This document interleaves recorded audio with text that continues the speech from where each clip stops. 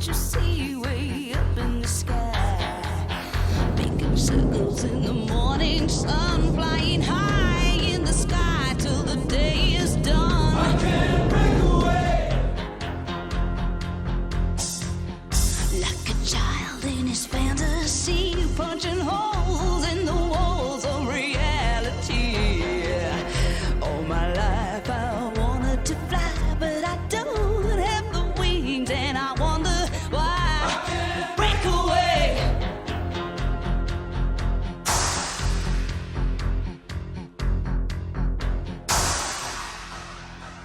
Oh, well, Mama told me when I was young, stand tall, girl, you're number one. But you can be what you wanna be, but you can't change the course of your destiny. I can't break away. Well, no, I can't break away. I can't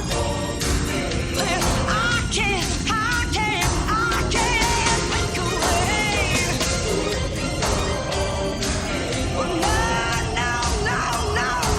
I can't break away.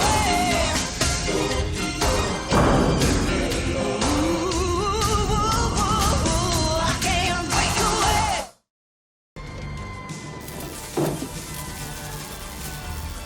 Greetings, my excellent friend. Good evening. Welcome in for episode 1.27 of Fixer's Heavy Metal History. Rocket, thank you for the host and the 19-month resub along with Gilly, 19 months of Tier 1. Woozle, good to see you. Manny, good evening. And those of you lurking and hanging out, hopefully you're having a good weekend, and hopefully Saturday's treated you well. Yeah, it's a hell of a date range for this episode. You'll understand it more at the end. If anybody caught Manny Tier 3, Turry, good evening. If anybody caught the card on Twitter or in Discord, there was actually the date that I was doing the episode, and I actually translated that date to the Republican calendar date. So if you want to go back and have a look at it, it's certainly in my Discord when I announced the episode was ready to go on Thursday. Threw that out there because I could. I understand how to do the translation. At the end of the night, you still won't know how to do the translation of these dates. But that takes us to what we're doing tonight. How long do I expect the stream to go tonight? I would imagine the stream will go probably 2 hours, 45 minutes if I was to take a guess. Yep, 26 Nivos, year 230. That would be today's date if we were under the French Republican calendar. Arky, welcome in. Yeah, so episode 1.1 length. Yeah, somewhere around there. The reason for the bloat in tonight's episode is neither one of these topics was long enough to do one episode on. And when I finally combined them, I was like, yeah, that'll be the perfect length for a single. It turned out to be a little bit more than that. 1.1 metric daytime units. We'll get into that. Trust me, sir. We will get into that. So we've been on this path, right, where we have been leading up to and last week dipped our toes into the beginning of the Reign of Terror. And it was that whole highly anticipated portion since the beginning where everyone, just gets taken to the guillotine left and right. And I think we also realized last week that that's not going to be the, oh my God, that's weird, but more, oh my God, that's dark aspect of this series. And everyone's really excited about that. Everyone was really excited about the Reign of Terror when we started this whole ride of heavy metal history. And within the context of 26 episodes, we've really gotten to the point where I think we've conveyed that, hey, this is going to be pretty grim and dark and necessary to discuss. So in order to make the next couple of years in French history make any sense whatsoever to you, we have to stop and discuss how the French completely upended their method of record keeping in relation to time, which created a massive headache for historians and then for students of history like me everywhere. It's just, you'll get it. By the end of the day, you'll just be like, what? So that's what we're going to spend the first half. Yeah, let's take a break from Grim and Dark and let's talk about something that's easier to kind of digest for a week. Plus, you need to know it because next week's episode will explicitly reference the Republican calendar in a way that you need to understand. So we're going to spend the first half of this week's episode on that, how the French, tried to upend all method of timekeeping in the French Republican calendar. But that, again, it wasn't enough to fill a whole episode. So we're also going to get into the biography of the contemporary Duc d'Orléans, who we have really, really neglected terribly so far. He's really important to the French Revolution, but he hasn't been forefront enough to be the focus of anything. So we're going to spend half of this episode just talking about his family history and where Orléans comes from and how he was involved in many, many of the things you're familiar with in the French Revolution. Excuse me. So we'll start with the Republican calendar. So yes, this was an attempt by the revolutionaries to completely reinvent how human beings mark the passage of time. And then when you head out into the world, maybe you're curious about this topic, you may find people calling it the French Revolutionary Calendar, but that's not accurate. It's a misnomer.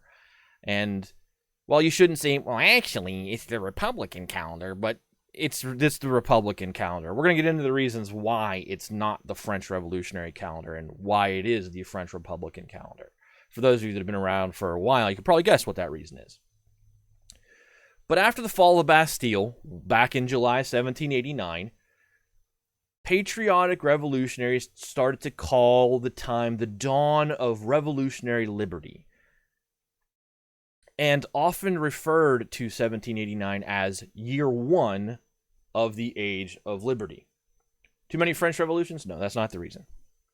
But they started to call this the dawning of a new age, and then a lot of people just said, hey, this is the first year or year one of this new age. And it was just poetic expression when it started, when people just started saying this. It's kind of like how memes get started. People just started to say it, maybe to be funny, maybe they were serious, but it wasn't taken seriously. But as the revolution progressed more, and more things happened after the fall of the Bastille, which we've been talking about for months now, and more things were getting reformed, time itself also came under the lens of the scrutiny of reform.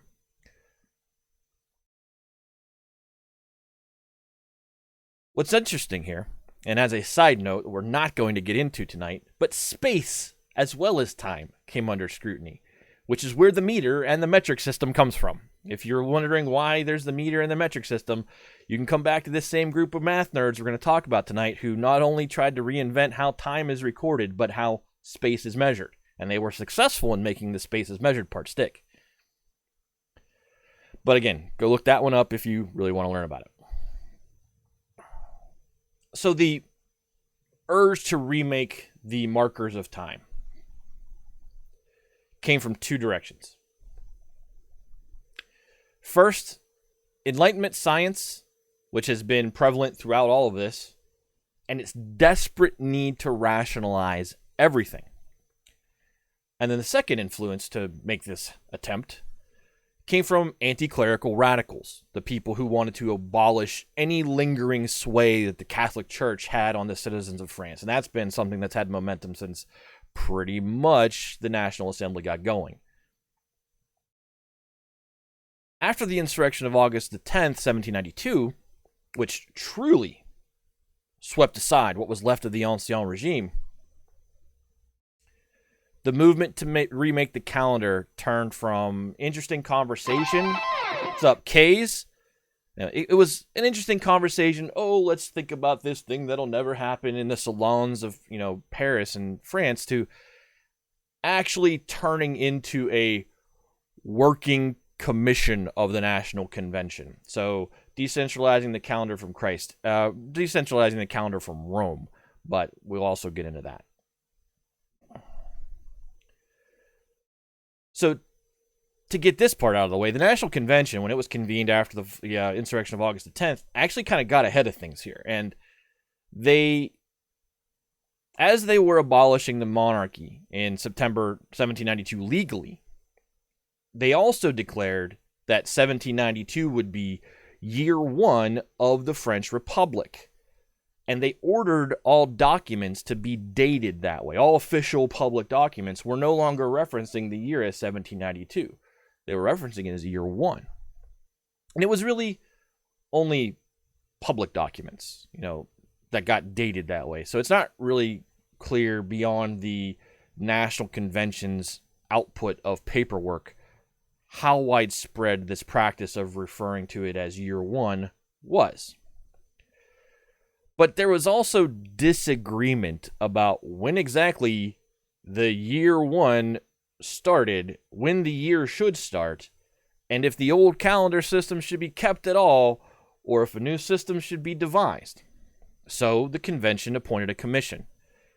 That commission was supposed to study the issue, come back, make a recommendation, kind of like how commissions work today. So this commission was chaired by Charles Gilbert Rome, who is right below the new Republican calendar that's going to confuse the heck out of you by looking at it. Into the black and white sketch, that's the guy. Charles Gilbert Rome. He was by disposition, a mathematician, so he was a math nerd. But he had also become a prominent national politician since he was elected to the Legislative Assembly back in 1791.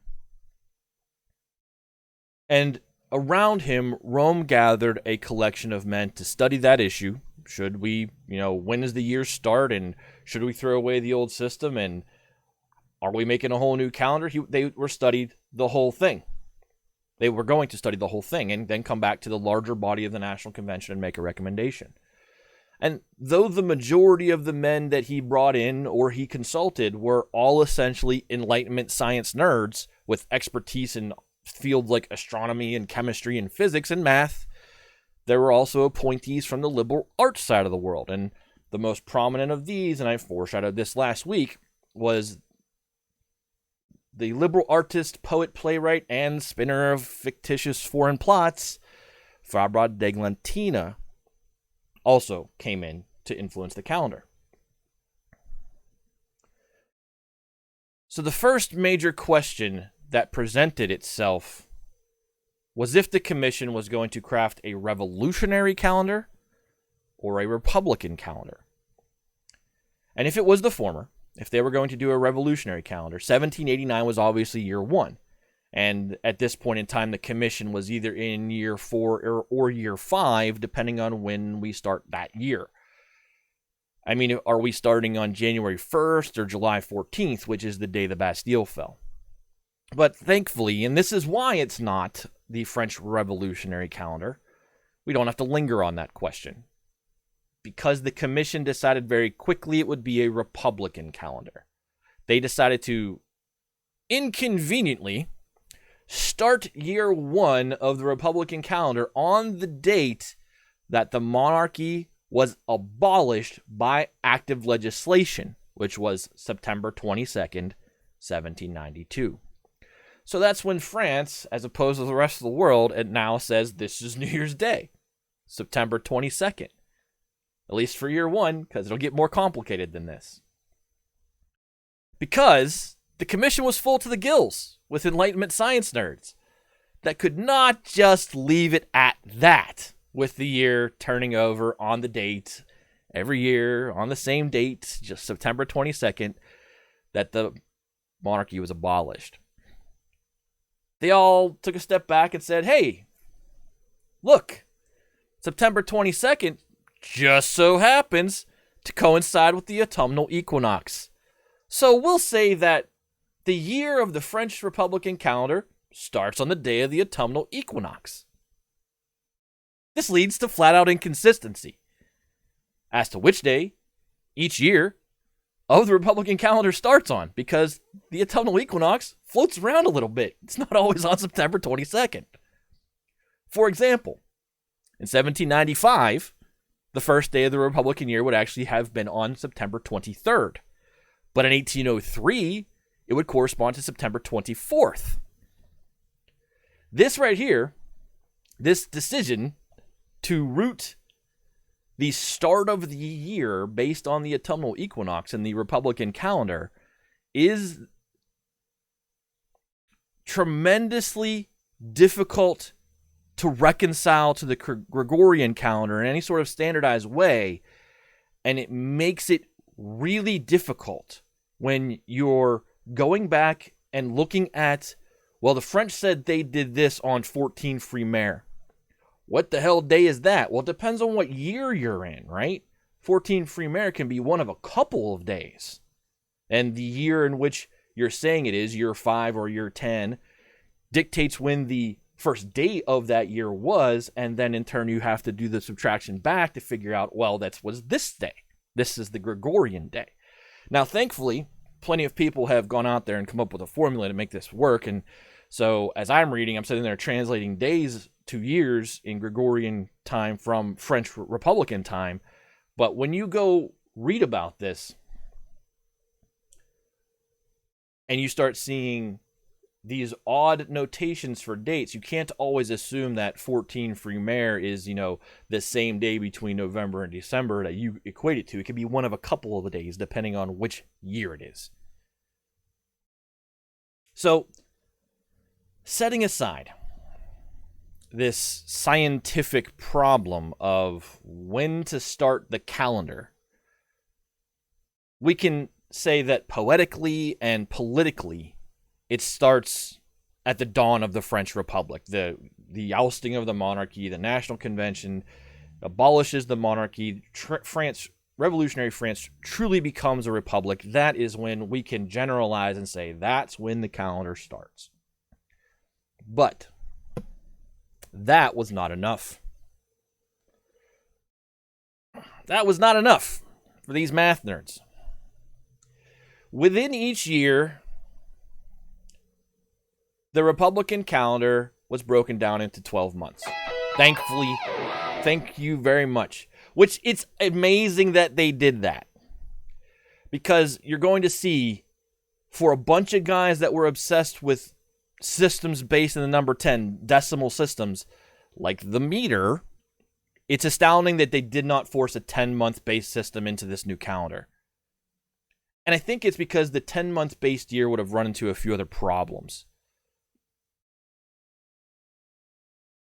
So, because this group of science nerds were also super hot on the idea of a 10-day...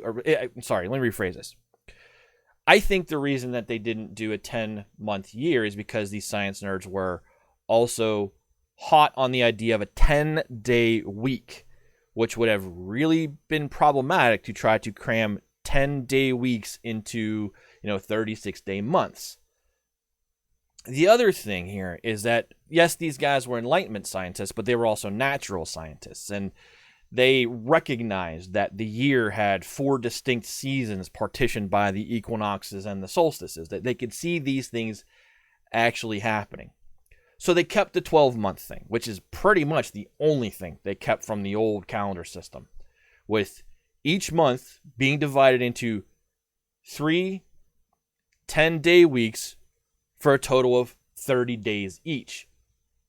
But wait, you say, that's only 360 days, and we all know that the year is 365.25 days long. Well, we're going to get to that. I promise. I promise we're going to account for those last 5 days. We're going to get there. Realistically, they failed at time because they were really inconsistent.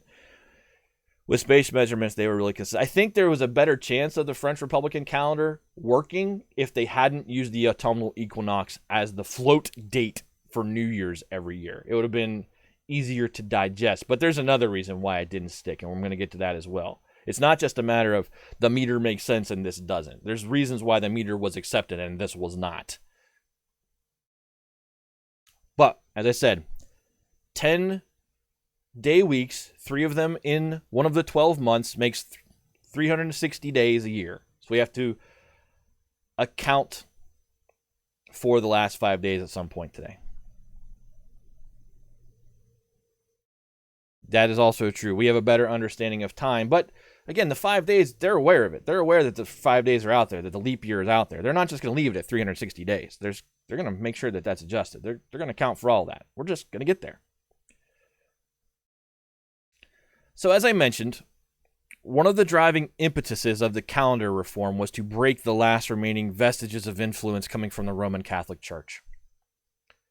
Most especially high on this priority list was the every seventh day as a Sunday and a day of rest and no work, which also required the people to go and have special communion with the church. The 7-day rhythm, if kept, would keep the people of France rooted in the superstition of the Catholic Church, so the calendar was purposefully designed to break out of that 7-day cycle. Remember to clonk that follow button. This, on top of their love affair with decimal systems, is why the commission was more interested in the 10-day week than the 10-month year. It's why when they had to kind of compromise on basing everything in 10, the week was more important. And in case you're curious about what the least popular part of the Republican calendar was, and probably what the biggest reason is it didn't stick even within France for too long, is because the peasants resented the crap out of being told that, hey, you used to get a day off every 7 days. Now you get a day off every 10 days.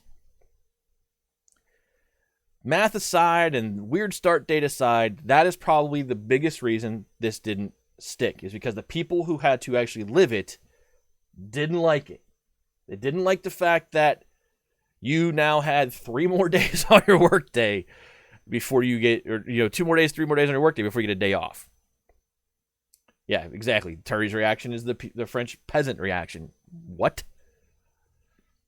And it's going to get even a little bit more insulting on that line, but we'll also get to that in a little bit. Another interesting what if. Wonder what would have happened if they had gone for 2 days every 10, like basically cut it in 5, like 4 days work, 1 day off, 4 days work, 1 day off, and 2 days off in a week. Maybe even give them 2 days off, not even 8, 8 and 2. I think that had a better chance. I think that probably had a better chance. But we talk, everyone's joking about their bad math. They actually weren't bad mathematicians. Again, these are the guys who basically invented the meter. It's a matter of they were so tied up in the math of it that they didn't realize the social impact of it and didn't gauge the response that would be so negative. The meter's an easy system to adopt. It makes sense. It doesn't negatively impact anyone's lives once they've adapted to it pretty much. And back then, there weren't as many people who were reliant upon that system. Changing the ebb and flow of everyone's daily rhythm is a bigger deal, and that's why it didn't stick. But getting deeper into the decimalization of everything, the new Republican day would be divided into 10 hours, 10 instead of 24. And each hour would be divided into 100 minutes. And minutes would be divided into 100 seconds, and so on. And they went full steam forward with this crazy notion of changing not only months and days, yeah, there's a rocket, but time. And so a Republican hour was thus 144 of our modern everyday minutes. And a Republican minute was 86.4 of our traditional seconds. There's Woozle. It's kind of why Woozle's been making these minutes and time jokes. If all of this seems like a really difficult thing to take from paper, where these math and science nerds were writing it down saying, oh, this makes so much sense, and actually implement on people, you're 100% right. And all this, the months and the weeks and the days and the time and the minutes and the seconds and the hours, all of it was mandated. But no way, no one really tried to enforce it. And all of the hours and minutes and seconds changes, so we're in 1793 when we're talking about this being deployed, the time changed, the hours, minutes, seconds, that didn't stick at all. It was dropped by 1795, and everyone had gone back to a 24-hour day of normal, keeping time with 60 seconds. There is, however, and this is something I'm very interested in personally, there is a period of time, however, where there were watchmakers who were making timepieces based on this decimal time system. And if you go to the Museum of Science and Industry in Paris, which is on my stop at list when I go to Europe, you can actually see some of them. But not a lot of people bought those watches, unfortunately, apart from the French revolutionary science nerds who were really happy to have a physical working object that was representative of all their, worked out math on paper. Yeah, it'd be a collector's fantasy to find. So we have 12 months, each divided into 3 weeks of 10 days each. But the science nerds on the committee forgot that they were handing this off to real people who had to use it in the real world.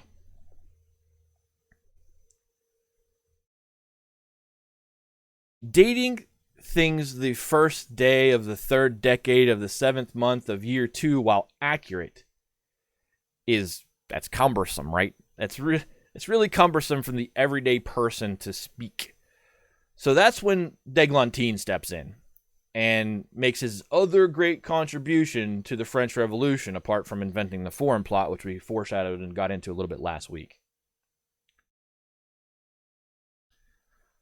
So d'Eglantine says, let's give this cold math a little bit of romance, being the poet he thought he was, and he set himself to work on a naming scheme for all of the months. And that naming scheme for the months is right there under the New Republican calendar on your screen. And since the calendar was built around the natural rhythm of the year, d'Eglantine used that as the basis of his naming scheme.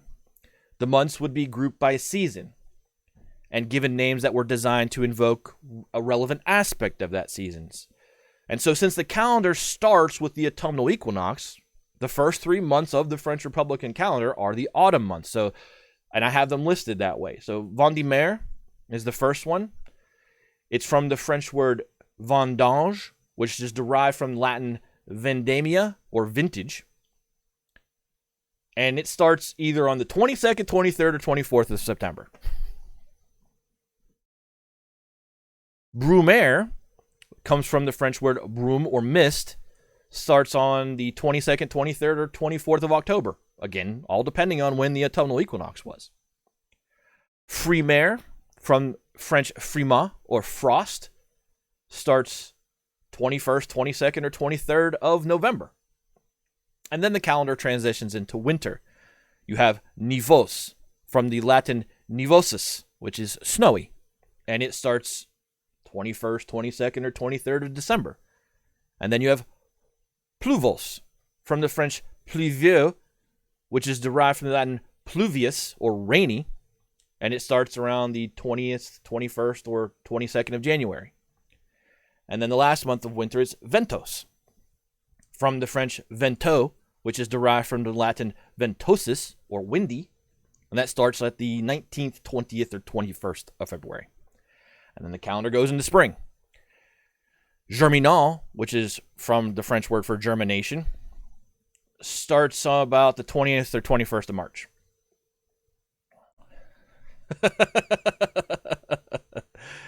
Yep. Floreal, from French fleur, derived from the Latin flos, or flower, starts around 20th, 21st April. Prairial, from the French word for prairie, or meadow, starts 20th, 21st of May. And then finally summer, and Gilly's on it. You have Messidor, from the Latin word for harvest, which starts around the 19th or 20th of June. Then you have Thermidor, or Fervidor, but we're going to call it Thermidor because that's the way it's most commonly written down. From the Greek word thermon, summer heat is what it means. And it starts around 1920 July. So I was born in Thermidor. And then you have Fructidor, from the Latin word fructus, or fruit. And it starts 1819 August. So that's where these names come from. But the thing that's really important to note here is that d'Eglantine was just making these words up. None of these words are words. I mean, they're words now, but they weren't words at the time. He was just taking Latin or Greek and kind of mashing it up with French and spitting out something he thought sounded good. And then he just ran them down. And it doesn't sound bad. But that's where the words come from. So you can see that there's this idea of this natural rhythm being reflected in the way things in this calendar are named. But wait, there's more. Even though they eventually ended up just keeping the days numbered like the first and the second day of, one Vendémiaire, year 10, they eventually just landed on that as the scheme.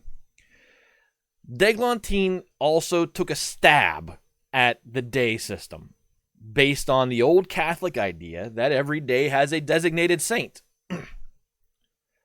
So taking that idea, and keeping with the natural pastoral romance of his naming scheme, d'Eglantine decided to designate days every day to celebrate the wonders of agriculture. Every day. Every single day of the Republican year was originally assigned an object of reflection or contemplation by d'Eglantine. And most of these objects or reflections were, plants, apples, spinach, rose, the whole year, every day. Sigh, thank you for the resub. 19 months, tier 3. Every day, Dustin. Every single day was given some object of reflection. Most of these objects were just plants. They were apples, spinach, rose, whatever. They sell a lot of apples on Apple Day. The exception to this was the month of Nivos, which is our late December and into early January, the first month of winter. That month, the plants got replaced by minerals, such as flint or granite. But interspersed between all of these plants and sometimes minerals are two other classes of objects of reflection. Every fifth day, which is the 5th, the 15th, the 25th, etc., was reserved for a common animal, such as a dog or a pig or a goose. Every 10th day, so 10th, 20th, 30th, reserved for an agricultural tool, such as the plow or the cart or the pitchfork. And this is when, we've taken your 7-day week where you work 6, get 1 off. We've changed it to a 10-day week where you work 9 and get 1 off. But now on that 10th day, your day of rest, Fabre d'Eglantine wants you to sit down and contemplate your plow or whatever other piece of industrial equipment you are not using today. I'm starting to understand why that one guy stabbed himself. So, again, we're talking about reasons why it didn't stick. One, you've now taken the 7-day week and extended it by 3 days, which no one's going to like. And then on the day of rest, in a society which is really quickly losing its any sense of civil rights, you're being told on your day off, you have to sit down and take time to contemplate the thing that you have to push, 9 days a week on your day off.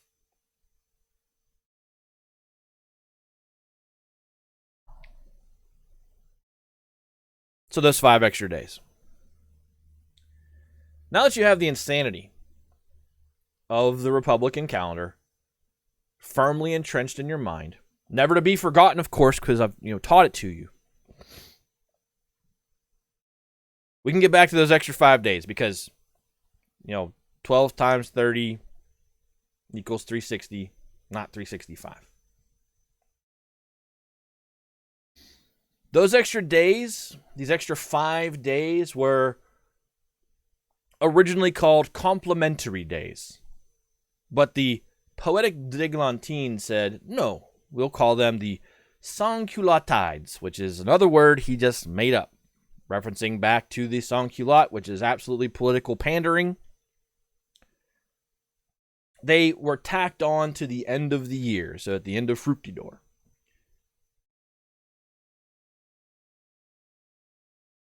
Each day of the sans-culottade, or of the complementary day, which is easier to say, would be dedicated to a trait worthy of admiration, according to d'Eglantine. So the first day was given over to genius or talent, depending on your translation, and celebrated the great innovations and inventions of the year. The second complimentary day was for labor, to celebrate industry and production. The third was dedicated to policy, to celebrate all the best laws and decrees of the year from the government. The fourth was for honors and rewards, where the best of the prior 3 days would basically be given like a blue ribbon treatment. The fifth day was given to opinion and conviction, which d'Eglantine thought would be a day you could get together and criticize the government and make fun of leaders and ironically mock whatever you like with freedom from punishment. And this fifth day should give you a really good idea, again, of just how far civil rights have fallen down the list of the revolution's priorities. If there had to be a dedicated day for free speech, effectively. And on designated leap years, there was a sixth complimentary day, which was dedicated to celebrating the revolution itself.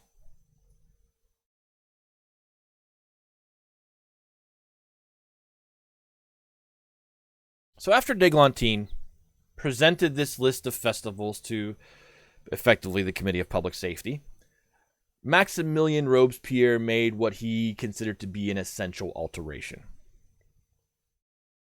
The day of policy, the third day, would be removed, and in its place there would be a celebration of, guess what, for Maximilien Robespierre, virtue. And it would be celebrated on the first day, not the third day, and it shifted the rest of them down. When d'Eglantine protested a little, Robespierre responded that virtue was more important than genius, and, quote, was Cato not a better man than Caesar? Which is revisionist history all on its own. I am a big-time student of Roman history, and I don't think Cato the Younger was a better man than Caesar. For context of that, Julius Caesar, you know who he is, hopefully. You know that he marched across the Rubicon after the Gallic campaign and basically took down the Roman Republic because it was that or go to jail. And Cato the Younger was a conservative, ultra-conservative in the Senate who wanted to preserve the oligarchy no matter what the cost of the people was. So I don't really think that Cato the Younger was a better man than Julius Caesar. Julius Caesar at least gave us a calendar that makes sense. And he also kind of installed the empire and the way we understand the Roman Empire, which produced many, many other things that we all use. Opinion is now going to rule policy in a country that Caesar dominated. Yeah. No. The French Republican calendar was introduced to the National Convention on September 23rd, 1793. Yeah, the day, pretty much the day of the equinox. It was officially sanctioned by the convention on October 24th, and it would be in effect until Napoleon abolishes it in 1805, which at that point would have made it year 14 in Republican calendar reckoning. He did this as a part of his wide-ranging effort, Napoleon's wide-ranging effort to reconcile the old ways of doing things with new ways of doing things, which at the same time is also going to produce the Napoleonic Code. And trust me, we're going to spend a lot of time on the Napoleonic Code down the road because the laws and systems that you live under today are founded on the Napoleonic Code. So we'll summarize the calendar here. And I'm actually moving quicker than I thought it would. The second half's probably going to take longer. I didn't think that would be so quick. The period where the Republican calendar is in effect, for all of us students of history, just causes headaches. It is a pain to take these days, these numbered days, which do not line up with the day number that we understand in the Gregorian calendar. It's just a nightmare. From here on out, for the rest of the French Revolution, all of the important dates in the original documents will reference this calendar system. That's why events that are coming up are called the Thermidorian reaction, and the coup of 18 Fructidor, and the coup of 18 Brumaire. And yeah, there's a lot of coups coming. I'm going to do my best moving forward in this series to not use this calendar, other than to point out why a specific event gets its name. And even then, I'm still going to endeavor to translate the date to its Gregorian reference, because I don't want you guys sitting there on websites trying to go, well, he said this date. What day is that actually in your head? I'm going to, as much as I can, when I'm clear on it, say the Gregorian day. But some of these things aren't named after the Gregorian day. The event historically is known as, again, the Thermidorian reaction, or the coup of 18 Fructidor. So I have to call it that so that it makes any sense to anyone else who comes along and wants to, pay attention to what we're doing here. But at the same time, I'll translate that date. So when Fabre d'Eglantine gets hauled off to the guillotine, I will say he dies on April 5th, 1794. But when Robespierre dies, I will tell you that it happens, or when he gets his due, I will tell you that it happens on July 27th, 1794. But I will also mention that Robespierre got his due on 9 Thermidor year 2, because that's how it gets its reference in most history books, and that's why it's called the Thermidorian reaction, because it happens on 9 Thermidor. That also is what we call foreshadowing. There should be a day of celebration when Napoleon abolishes this idiocy and you get to stop doing this. Well, thankfully, a lot of contemporary historians have done a lot of the legwork, but there's still going to be days in there where we're just like, what day is that? I don't want to see you around here anymore. Beat it. What am I going to say, monsieur? Beat it, Buddy. So that's the Republican calendar. Idiot. That's why I had to take a step back, because next week's episode is rooted in an event that is named from the Republican calendar. I had pushed this explanation off because it's like, huh? Like, we could have talked about it a while ago. But we didn't, just because I didn't want to. It's complicated. It makes you scratch your head. But again, it's the same system, and it's the same gentlemen, it's the same mathematicians that do produce the meter. Now, the meter was originally a measurement of distance. It has to do something with distance to the equator. Bogus. Yeah, I know. And eventually that gets changed to wavelength of an element, which is relatively close, but it was more consistent. But the idea that the meter is this decimal-based, 10-based system comes about the same time that they're doing this calendar. It's just that the meter's stuck. So we're going to take a break. We're halfway done. I thought that was going to take longer. I thought that, that's, believe it or not, that was 6 pages of notes that we just did in 44 minutes. But again, it's not the shocking political... Excellent! It's not the shocking political spur of conversation. It's more the shock of, what? Why? You have to just understand that at the end of the day, they wanted to rationalize everything down to 10, these math nerds, and that there were other people arguing that we had to get free of the Catholic Church. We had to stop this rotational cycle that kept the people of France locked in to the Catholic Church influence, and by breaking the 7-day rhythm, they were trying to do that. The rest of it being confusing, the whole minutes and seconds thing is crazy, and d'Eglantine's month names would stick, but his days of reflection would slowly fall off and not be used. It's no Christmas truce, World War I fly through, but that was pretty quick, yeah. It took 3 times as long to write it. How to Cover the Schlieffen Plan in 3 minutes by Lord High Fixer. That was the Christmas truce. That was part of it. For those of you that don't know what the Schlieffen Plan is, you can get your primer on it during the last third of the holiday episode, or be around when we get to it, because I'll spend a whole lot more time on the Schlieffen Plan than I did there. Yeah, I can understand why, too. I understand exactly why these people were like, no, I don't want this system. You've made me work longer for less time off. It's just stupid. But we come back, we're going to talk about that gentleman on your screen who's the biggest of the pictures. The Duc d'Orléans. Louis Philippe II is the Duc d'Orléans contemporarily to the time what we've been talking about in our narrative. So in the 1790s, that's the Duc d'Orléans. But we're going to get into a little bit about his family history and stuff like that too, which is why I made this nice fancy graphic that shows you basically where it goes back. But we're going to take a break first. So you guys get up, get a drink. Hopefully you enjoyed the first half here. Philippe Egalite is coming up next, and he's far more interesting than the Republican calendar was. So I'll talk to you in a few. I'm going to stand up, stretch my legs, and all that stuff. Thanks for being here. Talk to you in a few.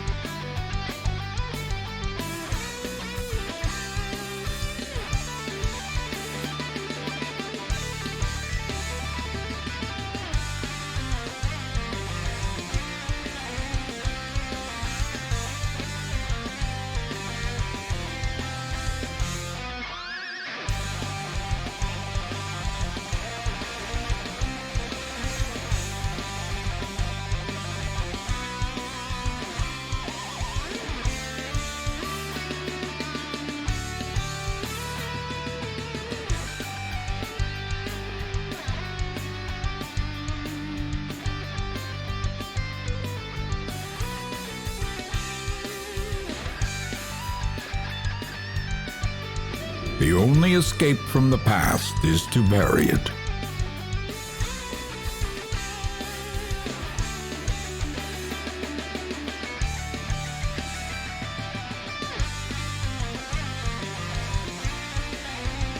Remember to clonk that follow button.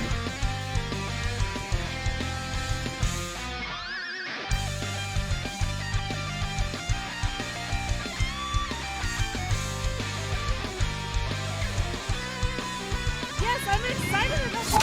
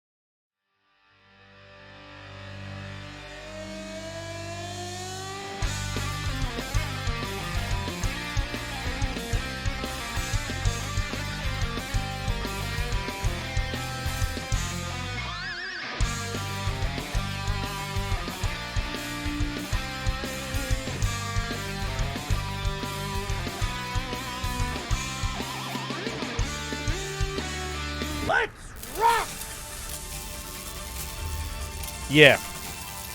So, to answer Gilly's question, where does pastoral flair come in, right? D'Eglantine's pastoral and romantic flair. Pastoral meaning, the idea of rolling hills and things like that. That's the pastoral flair. He brought in that feel of agriculture that, there's a day to reflect on the rose, which I'm sure everyone did.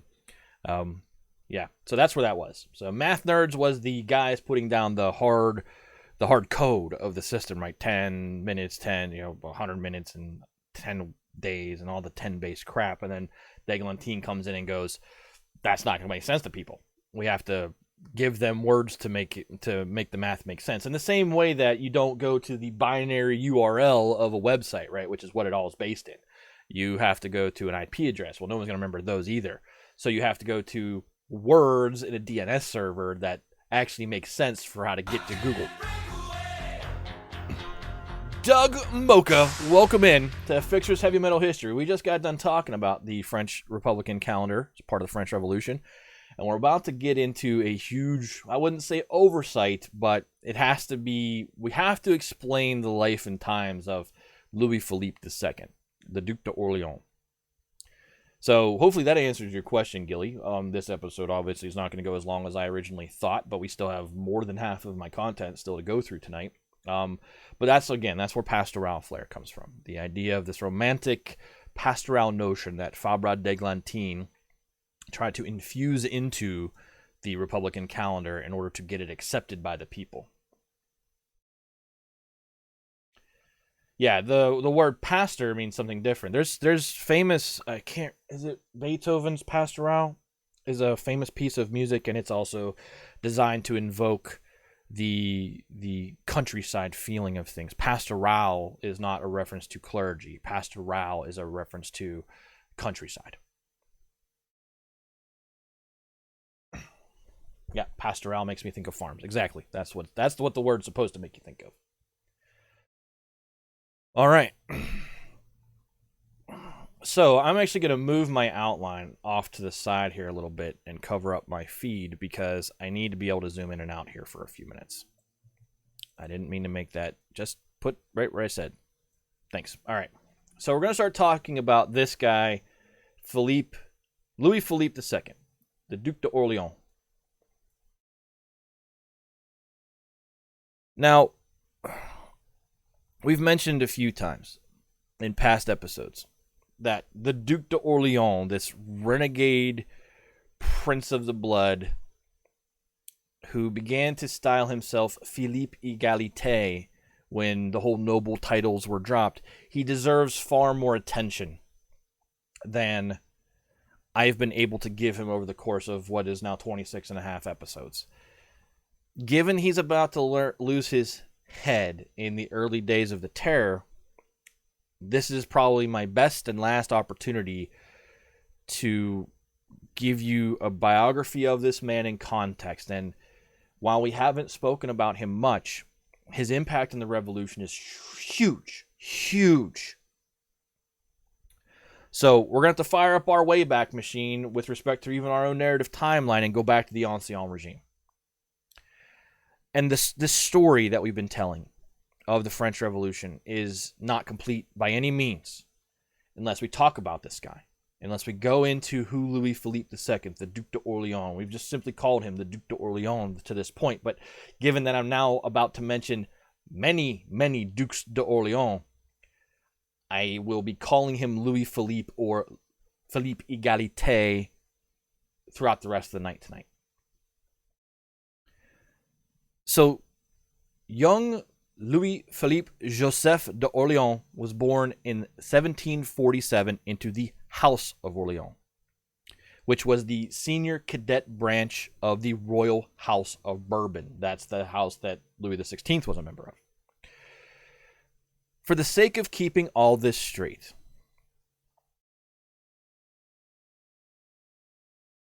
the Duc d'Orléans of the French Revolution is Louis Philippe II. His father was Louis Philippe I, which is why I came over here and I keep right-clicking and I don't need to.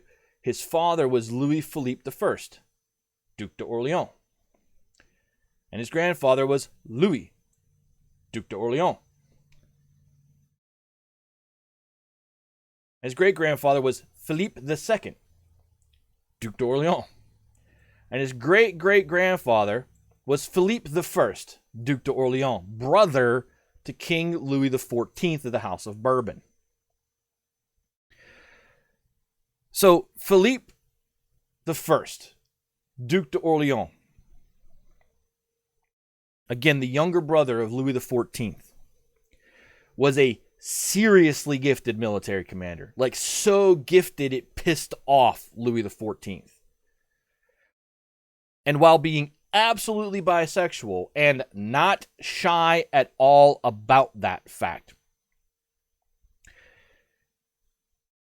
he is considered, Philippe I, Duc d'Orléans, to be grandfather of Europe because he was so prolific in producing children. way. Yes, way. He was so prolific in producing children that most of the Roman Catholic royalty of Europe can claim him as an ancestor. And you can thank that to all the intermarrying between all these different royal lines. They kept it pure or whatever. It is to this great-grandfather, this grandfather of Europe, that both the family name and the cadet branch status comes back to.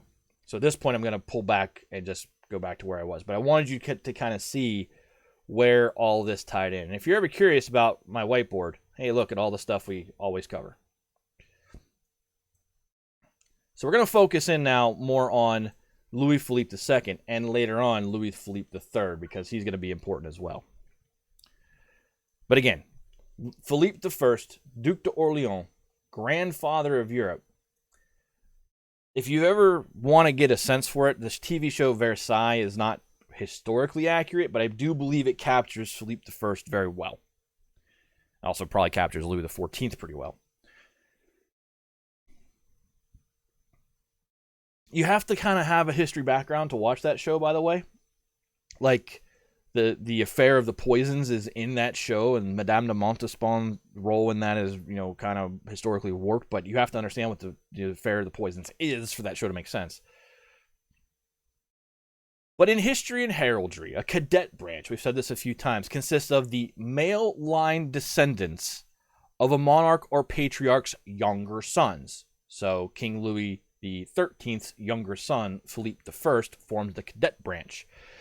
In ruling dynasties and noble families of much of Europe and Asia, the family's major assets, realms, titles, fiefs, property, and income have all been historically passed from father to firstborn son in what is known as primogeniture, which is, if you play Crusader Kings, you know exactly what that is because you're always trying to get there.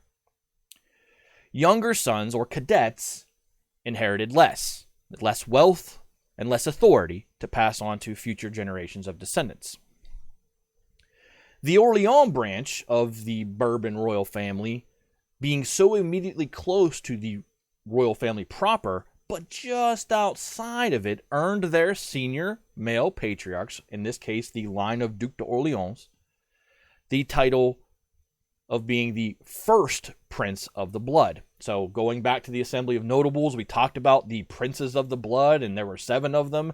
Well, the Duc d'Orléans was the first prince of the blood.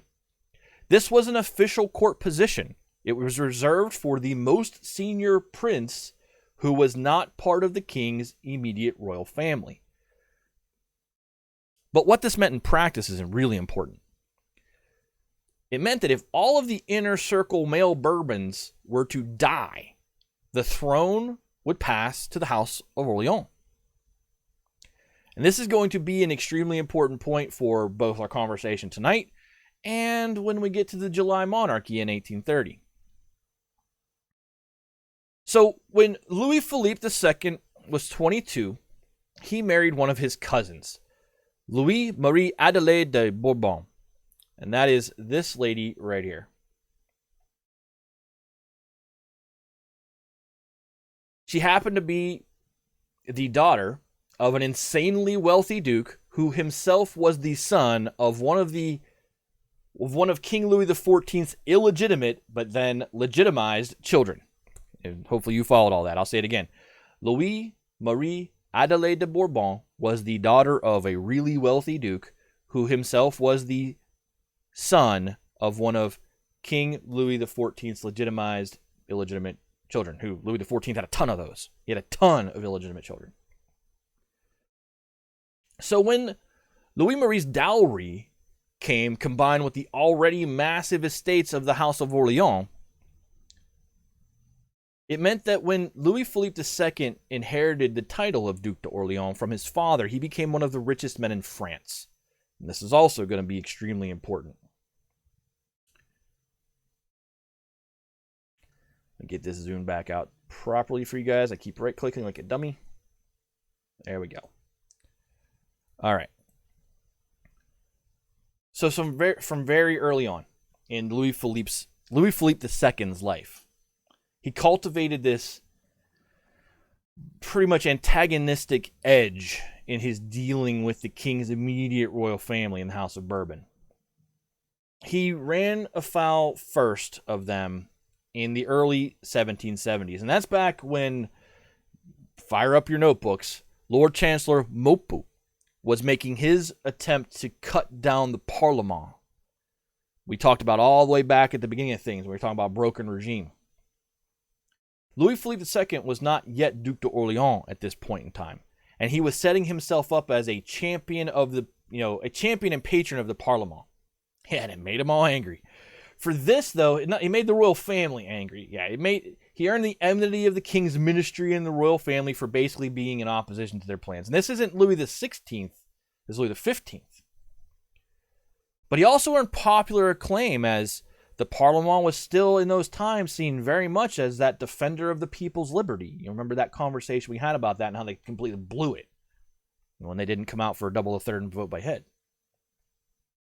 But for this opposition to Maupeou and the attempts to reform the Parlement, he actually had a lettre de cachet executed against him, which exiled him from Paris. So Louis Philippe II in the 1770s is kicked out of Paris. He's exiled via lettre de cachet, and that was that edict that could be issued by the king to basically was law.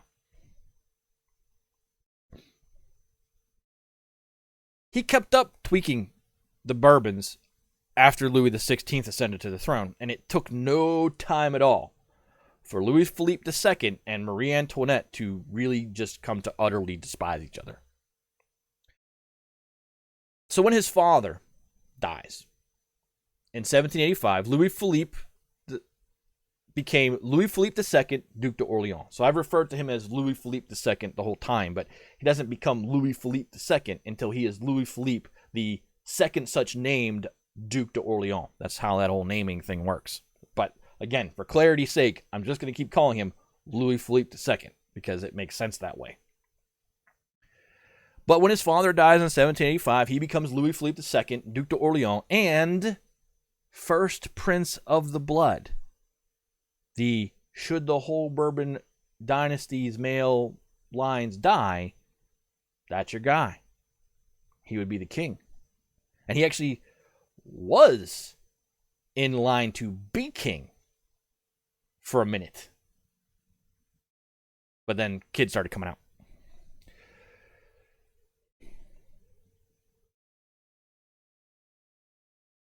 He also, very importantly, inherits the Palais Royal. Hopefully that rings a bell for you, but we're going to explain it again if it doesn't. It was this huge palace complex just a few blocks from the Tuileries Palace, where after the Women's March to Versailles, the royal family comes back to live. The Palais Royal is a big deal as a site for both the French Revolution and the July monarchy. But one of the subtle little quirks of back in the day Ancien Regime law was that royal residences, such as the Palais Royal and the Tuileries Palace, were not subject to official censorship laws. So when Louis Philippe II inherits the property, he's already having fun tweaking his relatives in the Bourbon house, right? The House of Bourbon. So he effectively throws open the doors of the Palais Royal to the public, which effectively creates a censorship-free, safe space to print and distribute material that might otherwise run afoul of the official censors, because anything being talked about there or produced from there cannot be censored legally. There's also a major speech there. We'll get to that as well. That is why Camille Desmoulins is up there on the board tonight. So Louis Philippe throws open the doors of the Palais Royal and basically says anybody can come in and do whatever they want.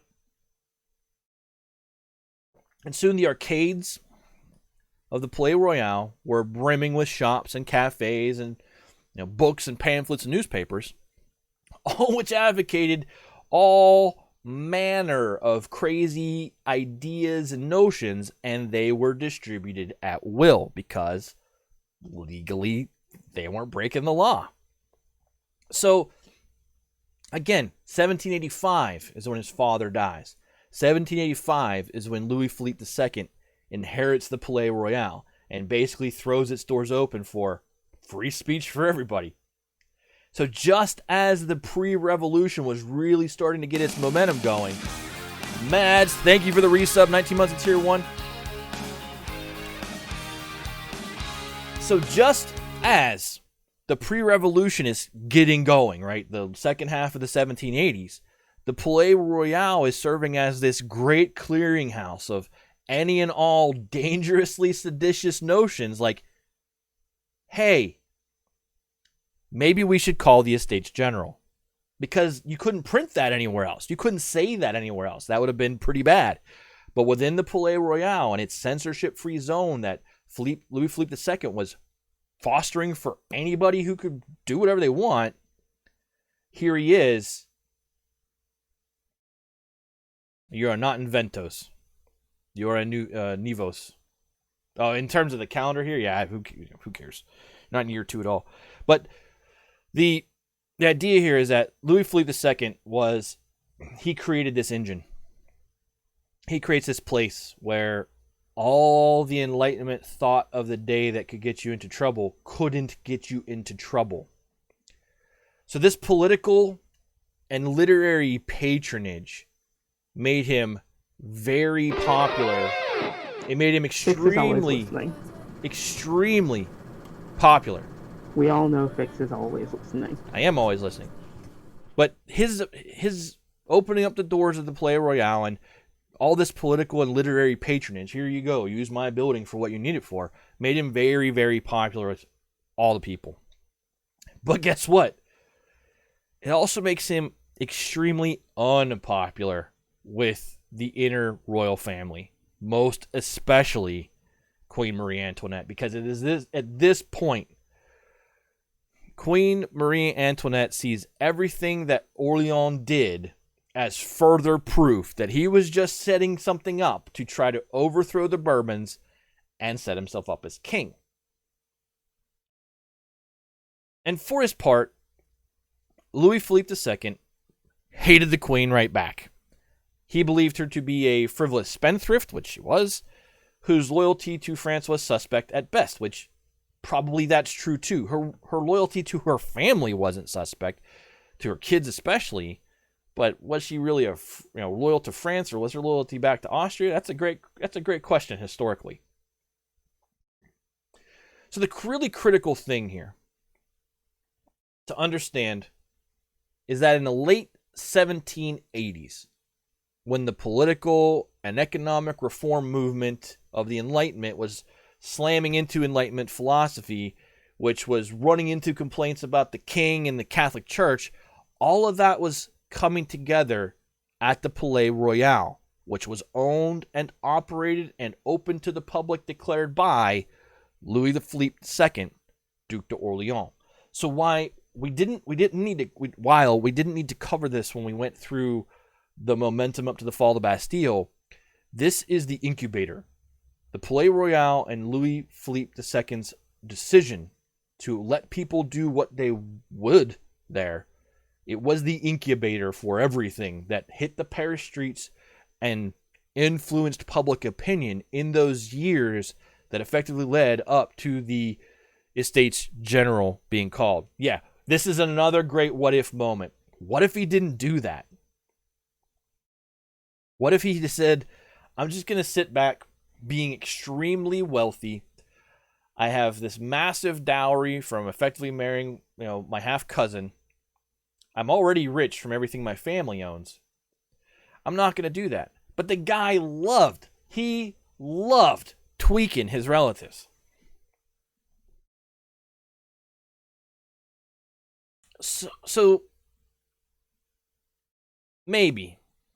But maybe he's able to maintain control because, again, the idea that, hey, maybe we should call the Estates General, does it get as much widespread momentum as it does, which forces Louis XVI's hand as quickly as it does? Because remember, there was a plan that said, hey, let's space this whole thing out for 5 years and try to recover economically, and sure, we'll call the Estates General at some point. And even that public declaration was directly forced by what was going on at the Palais Royal. Maybe if that public sentiment hadn't been there, even within the aristocracy and the upper section of the Third Estate, maybe they had more time to kind of placate people.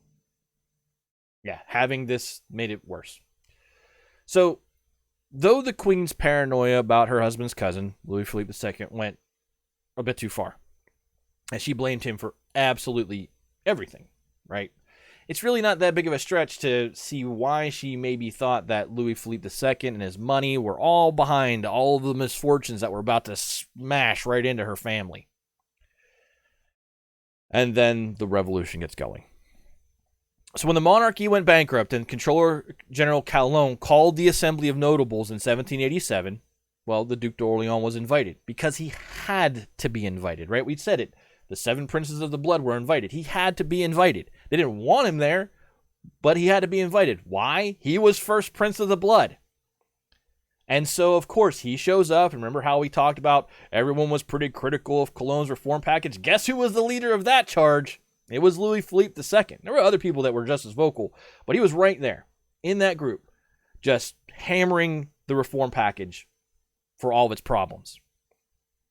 And then, during that disastrous royal session of November 1787, when the king was supposed to come in and mend fences and instead went off script with his wife and his brothers in his ear demanding fealty to his will, it was Louis Philippe II who got up at the end of that declaration and stammered that what the king was doing was illegal. And I mentioned that one at the time. He got up and said, what the king is saying is illegal. He was right there in the king's face publicly saying, you can't do this. And that affront got the Duc d'Orléans exiled from Paris again with another lettre de cachet. Now, we talked about how back in that era of the revolution, that lettres de cachet were seen as a tyrannical instrument.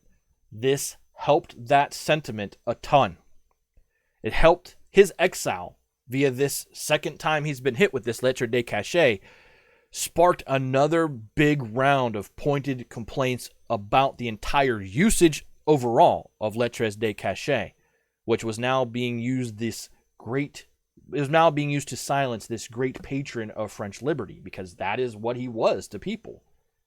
He was the royal family member, kind of, that was out there willing to stand up to the Bourbons and say, no, what you're doing is wrong. And why he was doing it, but he was doing it. When the Estates General was finally called in the spring of 1789, Louis Philippe II was, of course, elected to the Second Estate. And he hit the door clearly ready to stand out as one of those liberal noble champions of the Third Estate. He didn't hang out with them. He wasn't in the meetings with, Talleyrand and Lafayette. He wasn't in those Society of 30 meetings. He wasn't there, but he was still of the same mindset. And after Louis XVI failed to intimidate the Third Estate in that second disastrous royal session in the summer of 1789, Louis Philippe II was the guy who took that initial delegation of 47 nobles and led them over to the now self-proclaimed National Assembly. Remember, we said that was the moment. When that delegation showed up, that was the end of the separation of estates. Louis Philippe II... Remember to clonk that follow button. Louis Philippe II's action and leadership in that moment forced King Louis XVI to effectively make that declaration where he called on everyone to come together, attend whatever this thing is over here, this national something, because that's apparently how we're only going to get things done. He wouldn't have had to make that declaration as quickly or maybe been forced into it at all if Louis Philippe II hadn't rounded up that initial delegation and given them cover and said, come with me, I'm going. So again, we didn't say these things about him when they happened because they weren't so as important as the event itself occurring. But now, as you start to piece back to those days where we discuss these events happening and understand who was the impetus behind a lot of this, it is Louis Philippe II.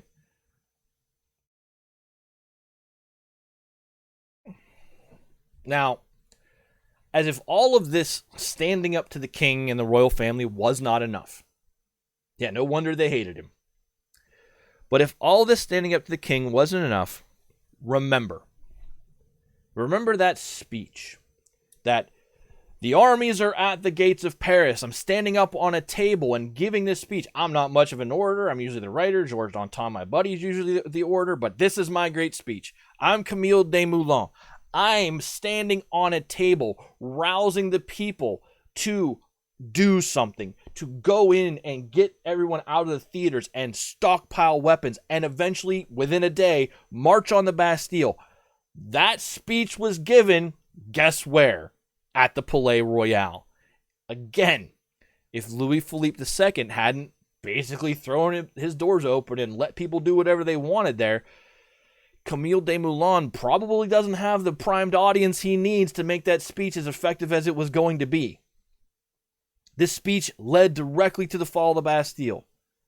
It also left no doubt in the minds of the king's immediate family that Louis Philippe II was orchestrating the revolution. He was the mastermind. He was the one that was working all these puppet strings of all these people in the Palais Royal and in his direct actions in opposition to the monarchy, that he was the guy that was fostering the revolution from a central point of control with the end goal of ousting the Bourbons from power and getting Louis Philippe II crowned king. They all believed it at that point. I would rather die than submit to servitude. Yes, it's a great speech.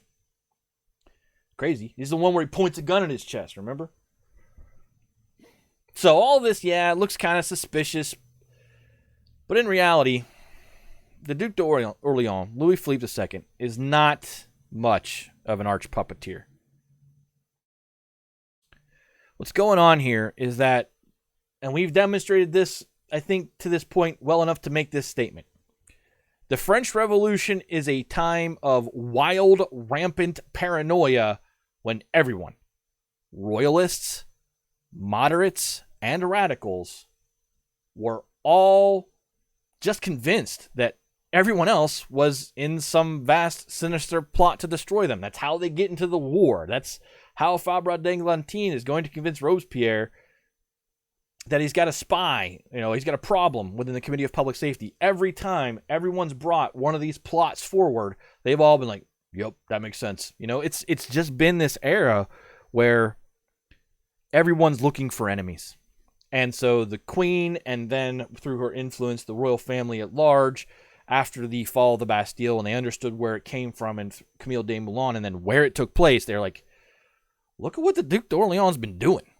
Of course it's him. Of course it's him. And there is circumstantial evidence to support the conspiracy, but in reality, history doesn't support it so much. So while the royal family was now convinced that Louis Philippe II was a revolutionary mastermind, really he was just a rich liberal noble who really enjoyed messing with his cousins, and he had the means, he was really rich, and the facilities to do so. If he was really aiming to overthrow the monarchy, he didn't do much to close that deal. He had opportunities. Once things got, really a little nuts, Once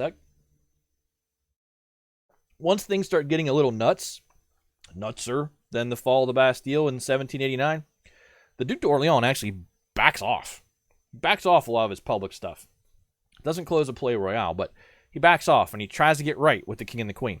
And he even accepted an order from the king when the king asked to go on a short little diplomatic mission to England. He was trying to mend fences at that point.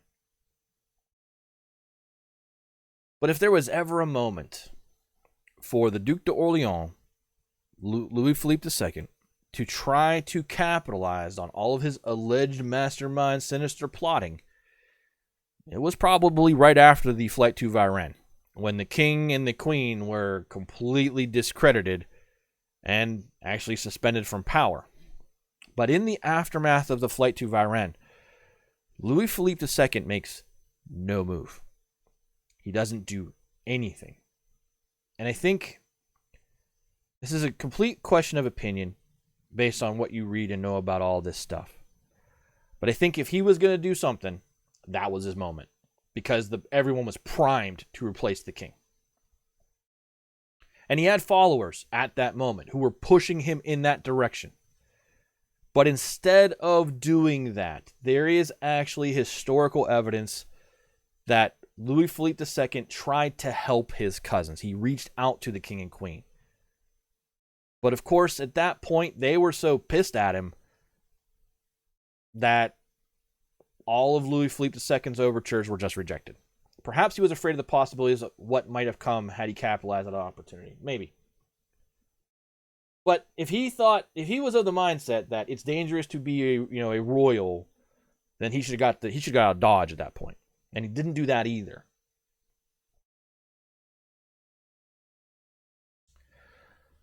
So we're going to take a second break here.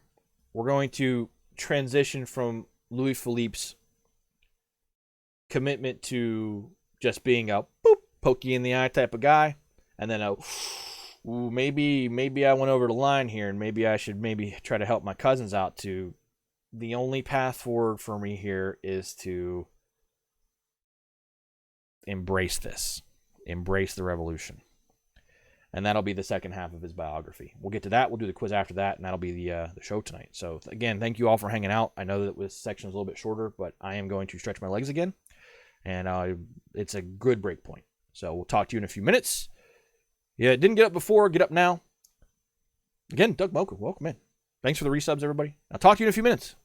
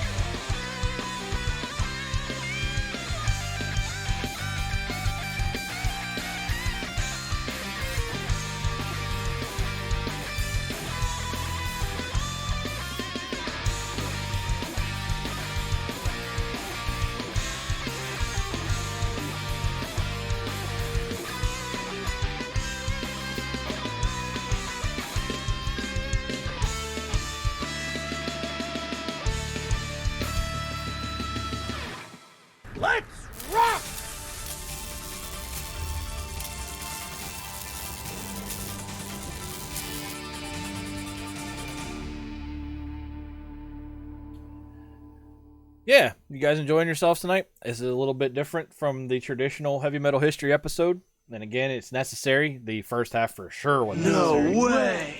You're wondering something. Go for it, Gilly. Also, I don't think your prior comment was accurate. I don't think any of these nobles really thought, I'm not the right guy for the job ever. I mean, a couple of them maybe had self-doubt, but not many. I don't think Louis Philippe II was that guy. I wonder if Orleans was just another person for whom the revolution got away from them. Yes, that is true. You're going to see how it got away from him for things outside of his control. And for those of you who have been paying attention, you should already know the reason. So, after the flight to Varennes, and, his cousins basically were like, no, we don't want your help. We hate you. The Duc d'Orléans decided it was time to make a good show. Yeah, we'll see. We'll see how you feel about that statement in about 20 minutes, maybe. But once everything got going, after the flight to Varennes happened, and the Duc d'Orléans, Louis Philippe II, reached out to his cousins, and they were like, no, we don't want to talk to you. We hate you. You're the mastermind behind all this. You're the cause of all of our troubles. And I can see that. I can see that perspective, and in context of not having history to inform you. He decided it was time to make a good show of his permanent commitment to the revolution. And so he started to publicly call himself Citizen Philippe Egalite. And it was under this name that he was elected to the National Convention in September 1792.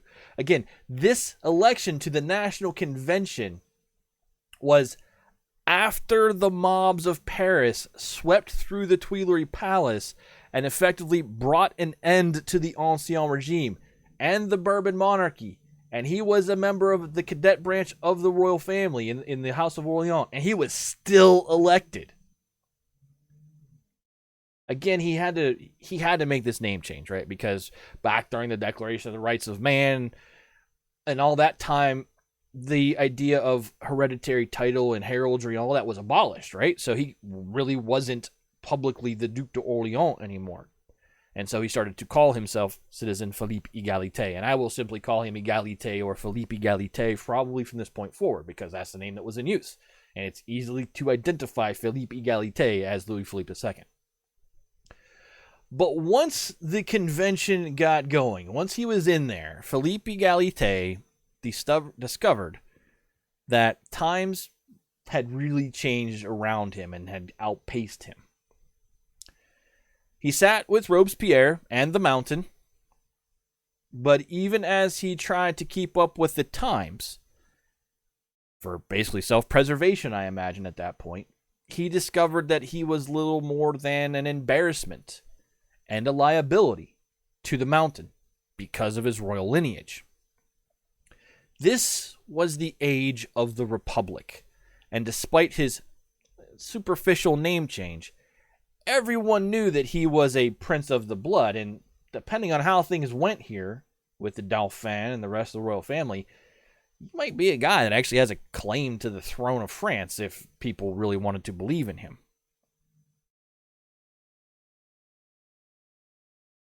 The charge that he made the revolution happen to get himself crowned king was no longer this accusation coming at him from the right. It was now coming at him from the radicals on the left because, again, well, the monarchy's gone, but here's this guy who, yeah, the monarchy's gone, okay, but in the system of the monarchy, he's got a claim to the throne. And if we should kill the king, then what happens there? If the Dauphin is a kid still, if he dies or whatever, you know what happens there. But what if this guy could be a legitimate threat here? And didn't come the piranhas. In their war on the Mountain, the Girondins twice made direct attacks on Philippe Egalite and went so far as to outright accuse the Mountain of being accomplices in a plot to get Philippe Egalite installed as Louis Philippe I, King of France. This forced the Mountain into a really uncomfortable position of having to defend who was one of their quote-unquote members. And at the same time, most of the members of the Mountain, they weren't sure. They weren't sure what Philippe Egalite's real motives were, right? Just like the Queen had been able to, and I don't see it as being a stretch, convince herself that Louis Philippe II, Duc d'Orléans, was masterminding the revolution. Now the members of the convention on both sides were going, wait a minute. Some of that makes sense. And look at the position we've put this guy in. When it came time to sit in judgment on the king in the early days in January 1793, and Philippe Egalite voted death without appeal for his cousin, it was then impossible, even for his allies, to believe that he wasn't trying to pave the way toward being crowned king. Because why else would he vote for his cousin to die? It's his cousin at the end of the day. It is still family. And while everyone else was like, gung-ho, let's execute the king, let's not waste any more time, when this one man voted right along with them in the mountain, yeah, let's kill him right now, everyone was like, huh? Why would you vote for that? Oh, because you're trying to set yourself up to be king. So the same conspiracy theory that was within the royal family was now the conspiracy theory that everyone inside of the National Convention was buying. It is a damned if you do, damned if you don't position for sure. And I still think his best move was to do what his son did, which is the event in the spring of 1793 that finally brought him down. These events outside of his control. We talked about how when General Dumouriez decided that he was going to go run, right? He was, setting himself up for whatever in the Netherlands. It didn't work out. And he was trying to cut a deal with the Austrians. And, Danton was set up there to check in on him. And everything's okay. That whole story. But when General Dumouriez eventually makes his run for the line, he took with him, and I mentioned this at the time as being important, he took with him the firstborn son and heir of Philippe Egalite.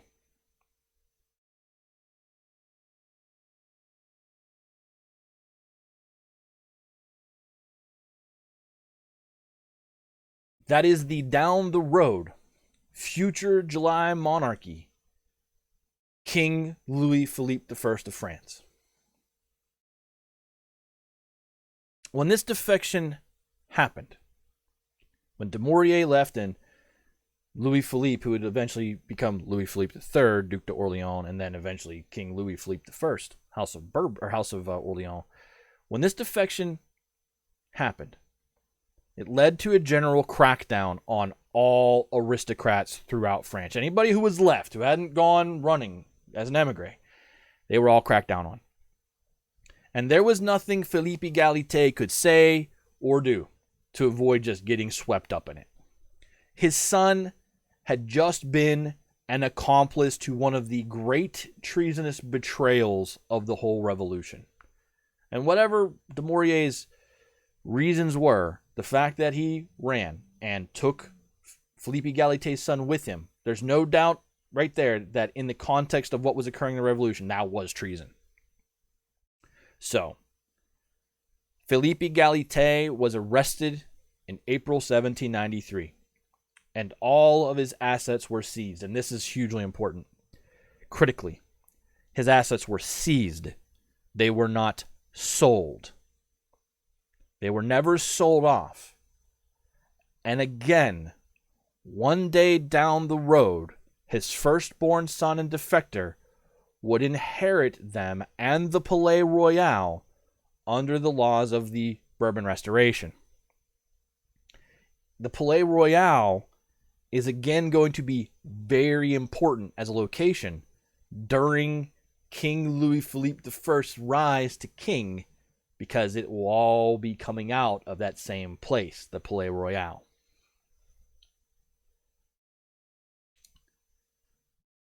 The Duc d'Orléans did so much in the 1780s to harbor political dissidents. He created a hotbed of activism, which fed and primed the revolution. He gave so much money and patronage to the cause of liberty in its early goings. He gave it protection when no one else was willing to. He was so involved in the early days that the king and queen genuinely thought the entire revolution was a massive plot by Louis Philippe II, Duc d'Orléans, to oust them. That all kind of mostly turns out to not be true, but it's more than ironic that those same accusations would be the accusations that brought him down, just from the other direction. And I know when we talked about the execution of the Queen last week, I mentioned that Louis Philippe II, the Duc d'Orléans, was just kind of sitting in a cell waiting for his day. He languished, Philippe Egalite languished in prison until November 1793. And once the Reign of Terror got going, which we kicked off last week, he was given like priority status at the amusement park and moved very quickly to the front of the guillotine line.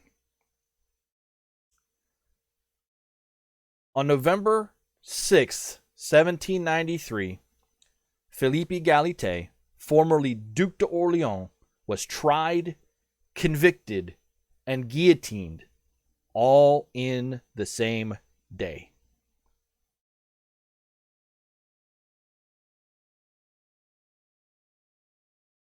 But there's an interesting postscript to all of this, and I've hinted about it and talked about it a few times.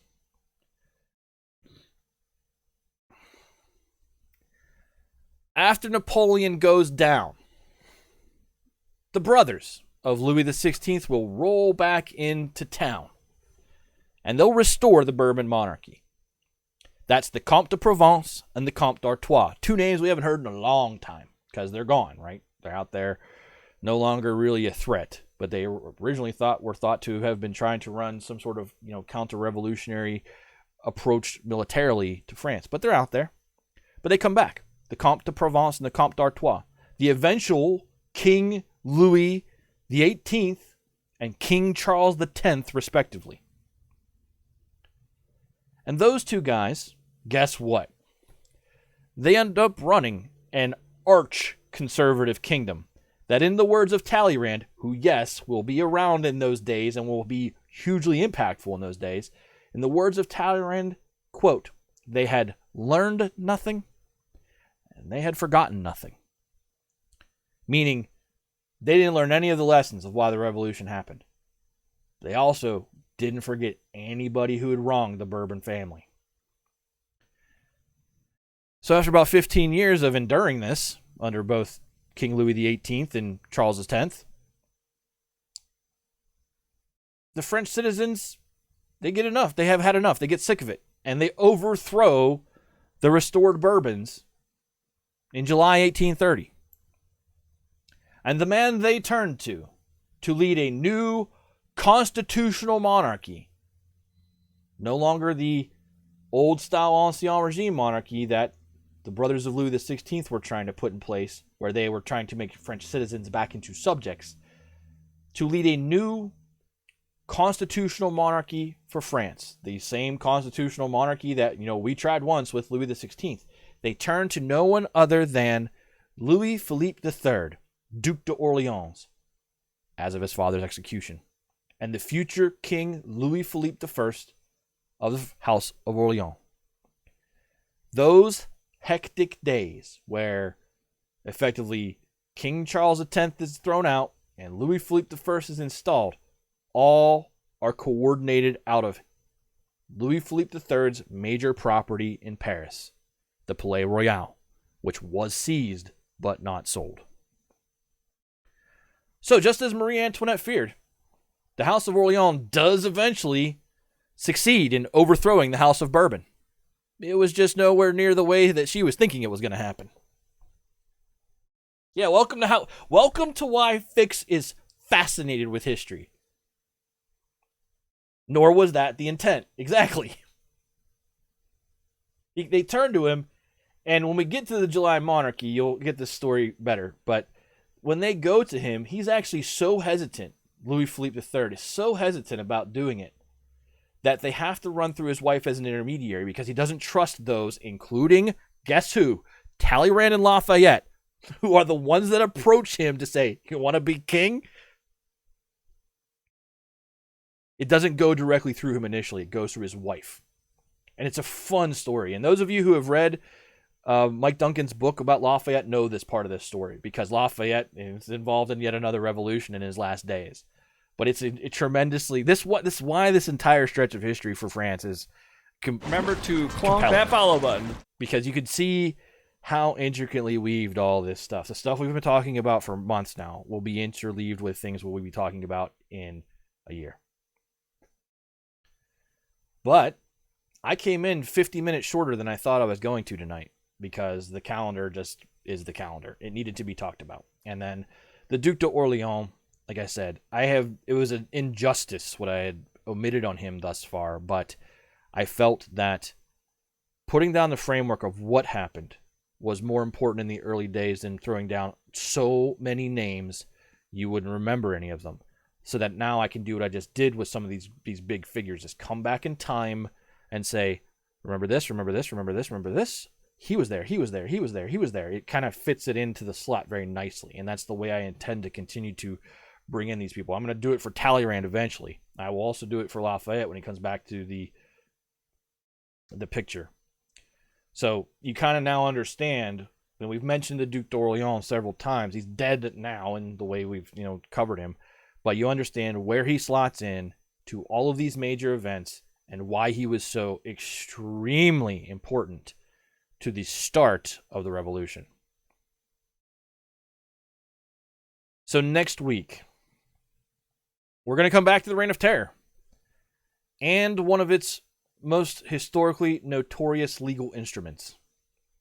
And now that you understand the Republican calendar, you will have an inkling of an understanding of what it means when I say the law of 14 Frimaire, because that will be a major topic for next week. This is the law where power became completely consolidated and centralized under the Committee of Public Safety. It stops the representatives on mission from taking unilateral action without the approval and sign-off of the committee.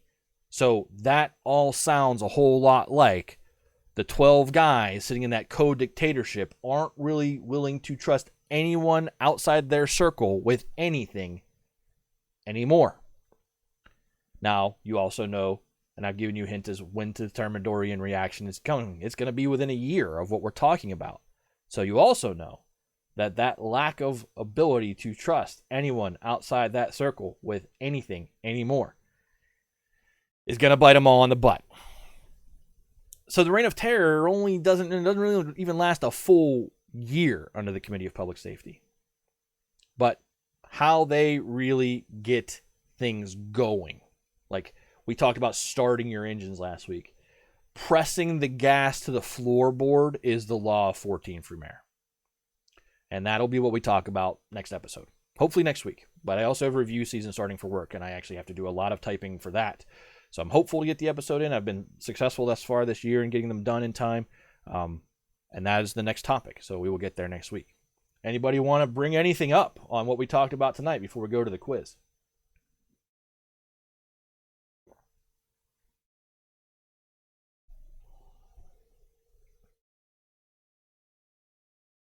There's no one saying anything. As long as you guys enjoy learning it, then I enjoy doing it. Because this is flavor, right? This whole episode tonight was just flavoring. It was seasoning on a story we're already telling. You could have gotten through all of this without knowing who Louis Phillipe II was. But I believe that would have been a disservice. We didn't advance our narrative really anything except now you have a greater understanding of what the Bourbon Restoration will be and what the July Monarchy will be. So this didn't expand it too much, but it flavored it. It gave us a sense of it's deeper. Yeah, it's deeper than what, I'm skimming through this. And I know you guys think I'm being super detailed, but I am skimming the French Revolution just to give you a sense of what is impactful to the modern day. But I couldn't continue that explanation without the calendar. And then Louis Philippe II was a great second half filler because he's a fascinating character. We'll do similar stuff with other major people. Eventually, Louis Philippe III and probably, like I said, Talleyrand, because Talleyrand is 1A, my favorite person in history. But anyway, we'll get to a quiz. before we get to the quiz, just remember this. Please participate, especially those of you who have been here most of the night. Take a stab at the questions. We basically have a race between Gilly and Rocket at the top, but take a stab. It lets me know that you're interested, right? That you want to participate. Otherwise, why am I just not doing a podcast? So, yeah, we'll get to a quiz. And the way the quiz works is...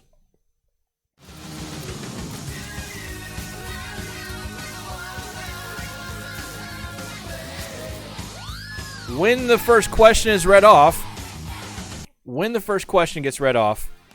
it'll go onto the screen, and you have to type ! answer, space, and your answer. And it'll go into a file, and we'll read all of your answers out. There's no penalty for getting it wrong. Take a stab. No joke answers, please. Don't use boy. What's the other one? Fix.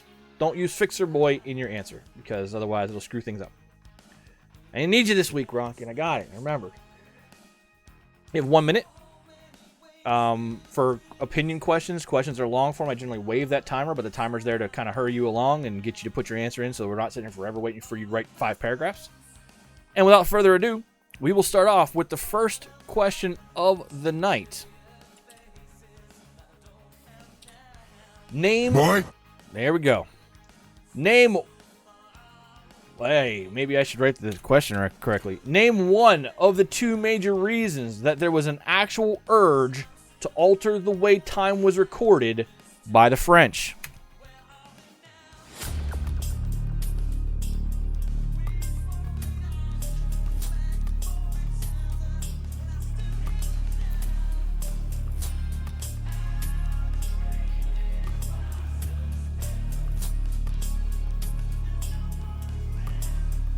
Name one of the 2 major reasons that there was an actual urge to alter the way time was recorded by the French. Arky is in. Rocket is in. Turi is in. Gilly is in. Thank you.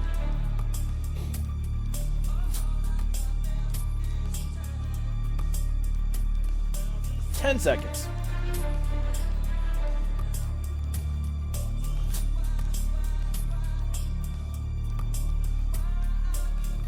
Time is up. The first answer, I believe it's Arky. They wanted to break from the Catholic Church. That is absolutely correct. They wanted to break the 7-day cycle of adherence to the Catholic Church's rhythm. GG Arky. Next answer. Rocket. They want to get away from the church. Correct.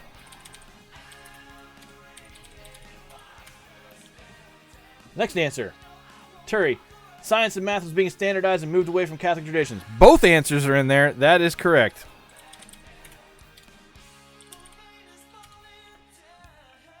The next answer from Gilly. One of the major impetuses was trying to break the ties of the calendar to the church, including the idea of the church every 7 days. The calendar was designed to break the 7-day cycle. Yep. That is the answer. The other answer, which was not hit upon the most, which Turius brushed on, was that it was the day of enlightenment and everything was being rationalized, and that included, every aspect of science. And so they took a swing at it. At the same time, they took a swing at creating the meter, which stuck. The second question tonight is... once I make sure I have it. Why would it be incorrect to call the Republican calendar the French Revolutionary calendar?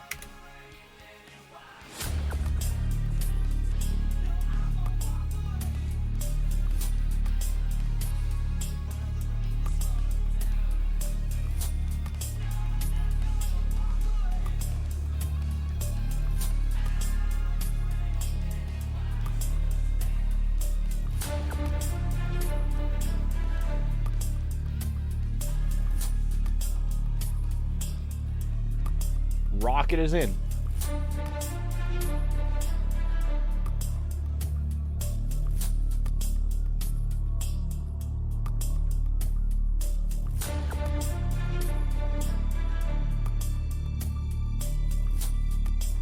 Turi is in. Gilly is in with 15 seconds left.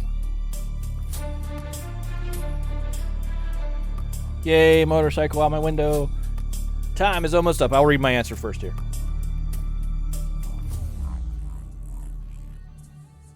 Because year one of the Republican calendar starts the year the monarchy was abolished, after the insurrection of August the 10th, 1792, not around the fall of the Bastille, July 14th, 1789. So, yeah, it hit the mic, I saw it. So it's not a revolutionary calendar because it doesn't include pre-ending of the monarchy revolutionary events. It includes from the abolishment of the monarchy forward, which is the Republic forward. And that's why calling it the French Revolutionary Calendar is incorrect. First answer. Because it fell on the equinox and not on the day the monarchy was abolished. It's actually the same day. The day the monarchy was abolished and the equinox were the same day, and that's why they made that tie to the equinox, so that is not correct. The revolution is over. We're now in the time of the Republic. We'll come back maybe, Turi. The revolution is not over. It has to do with the day that the Republic was established. We'll see. That's closer. It was revolutionary calendar. The year would have been 1789, the year the Bastille fell. Instead, it started in 1792 when the monarchy was abolished. That's the answer. Gilly gets it for sure. Anybody else in there? No, that is it. So, the next question.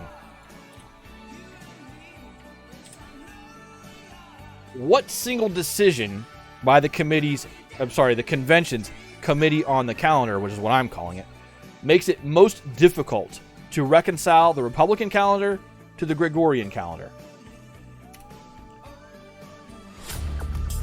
What single decision by the convention's Committee on the Calendar makes it most difficult to reconcile the Republican calendar to the Gregorian calendar?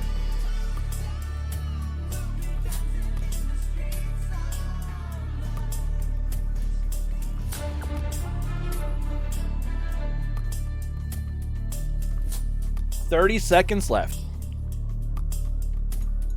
Turi is in. Gilly is in.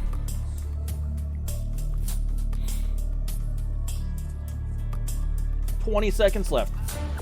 What single decision by the convention's Committee on the Calendar makes it most difficult to reconcile the Republican calendar to the Gregorian calendar? This is more of a why Fix hates the Republican calendar.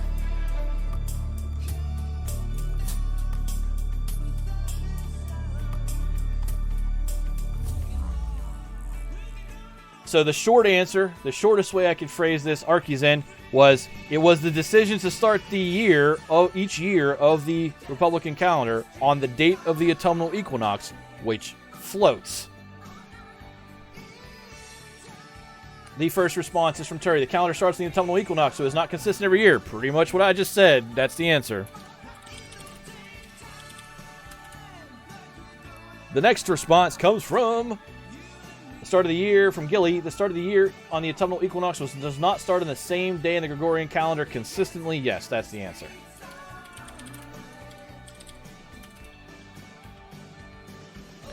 I think Arky did not beat the timer, but I'm going to take it anyway. Starting the calendar on the equinox, which wasn't always the same day of the month. Yes, that is correct. And Arky moves into double digits. I think that's it. My lord? Go yourself. Guys, throw down a card. You guys are gonna hate this question. You guys are not gonna like this question once I spell check it. How many Republican minutes would be in our standard 8-hour workday? Yes, Fix just asked you to do math based on something he told you.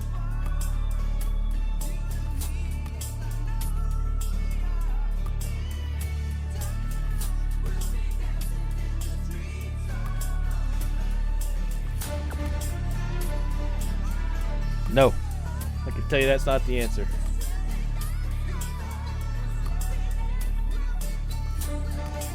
No way!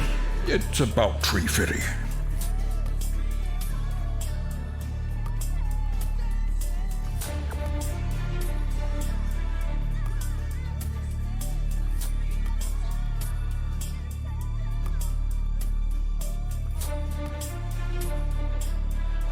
I'm going to put this piece from the outline right back in chat before I give the answer here.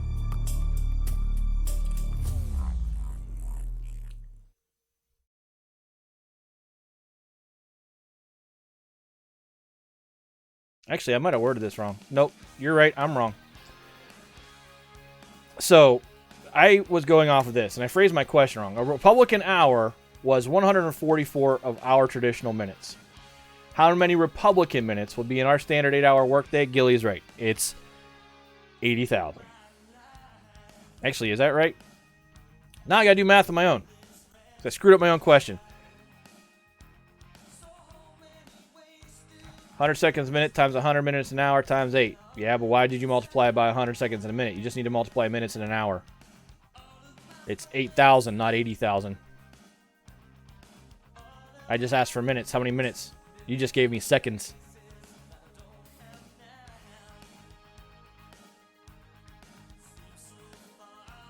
It's 8,000. If you want to know the other answer, what I had written down, I work in epoch time, okay? If you want to know the answer of what I was going for when I wrote this poorly worded question, how many of our minutes would be in a standard Republican 8-hour workday? It would be 1,152. Yep. So it's 8,000 is the answer before we go any further. Next response from Gilly is 80,000. That's how many seconds. The next answer is 3,333 Republican minutes. Also not correct. I know what I was trying to ask. I asked it wrong, and the answer is 8,000 for how I asked it. No one gets that one right. The next question. Every 10th day on the Republican calendar was a day for reflection on what after Deglantine put his brush to it?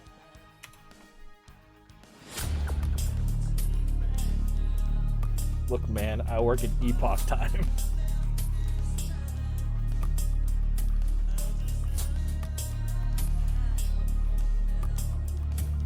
$45 seconds left. Every 10th day on the Republican calendar was a day to reflect on what? Gilly's in. Rocket's in. 30 seconds.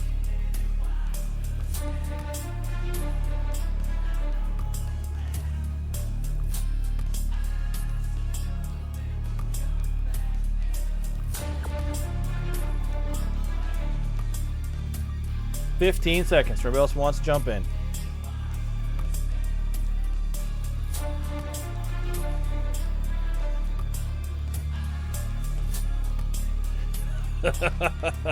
Time is almost up. The answer. Every 10th day, so 10th, 20th, and 30th of the 3 weeks in the month was dedicated to reflection on an agricultural tool of some kind. Sometimes it was a plow, a cart, a shovel, etc. Rocket says plows, and it wasn't always plows. Plow one time in the year. Gilly, the agricultural tools, that is correct.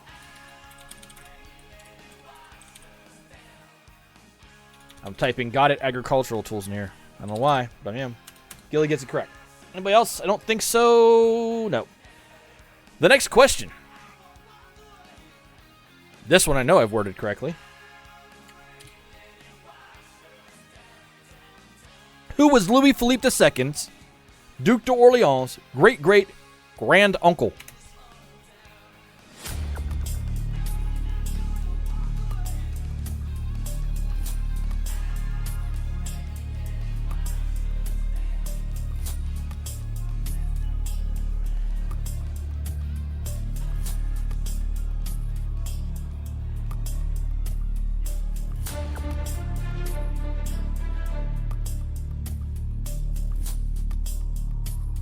Happy to see people were paying attention. 30 seconds left. Arky's in.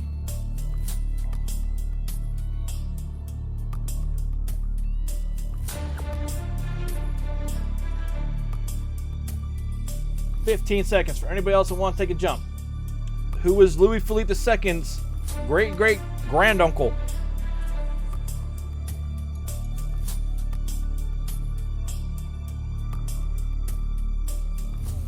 Time is up. First response comes to us from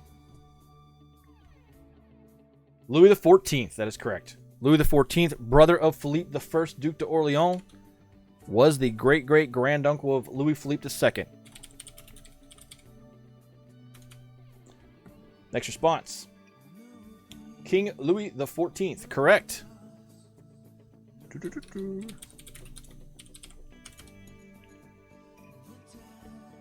The next answer from Terry, Louis XIV.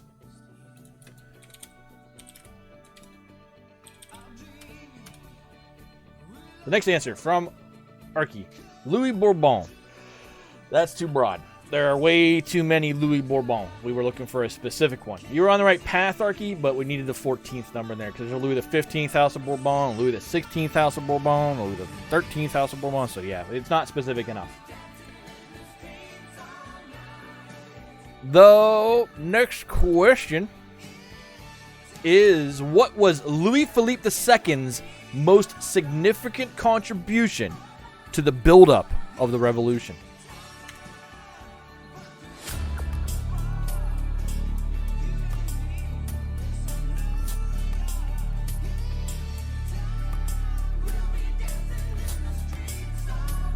"45 seconds. What was Louis Philippe II's most significant contribution to the build-up to revolution?"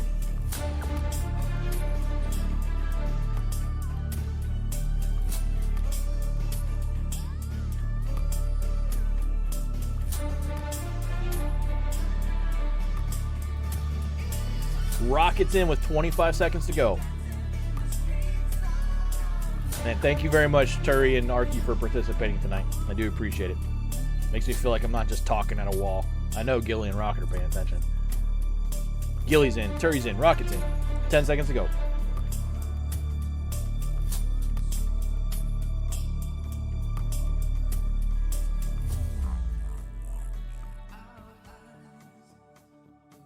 First answer, Rocket. He opened the doors of the Palais Royal to writers and let them print anything they wanted. Yep. Here's the way I worded this answer. He opened his palace, the Palais Royal, to the public, and it was exempt from censorship laws. And as it was exempt from censorship laws, it became a clearinghouse for all manner of seditious thinking and publication. Yep. Rocket got it. Next answer is from Turi. His free speech style plays, which talked about overthrowing the monarchy. He wasn't a playwright. That was d'Eglantine, and d'Eglantine was a playwright. And d'Eglantine thought that stage productions were the next great tool of the revolution, but we didn't talk about any of that tonight. The next answer. Thanks for taking the stab, Notarius. The Palais Royal was not subject to royal censorship law, so he could allow revolutionaries to hold meetings published from there without worry of censorship from the monarchy or any reprisal. Yet. Everyone knows his famous play, Louis XVI Sucks. Gilly, that's correct. The next question. This one should be a no-brainer, hopefully. Many, many answers will fulfill this question. I just have one of them written down. Why did Louis Philippe II start calling himself Philippe Egalite?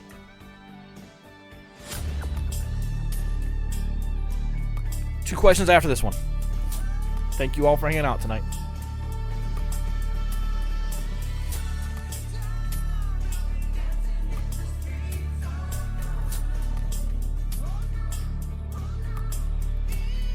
I know exactly what we're rating that too. Give me a good segue. 35 seconds to go. Why did Louis Philippe II start calling himself Philippe Egalite?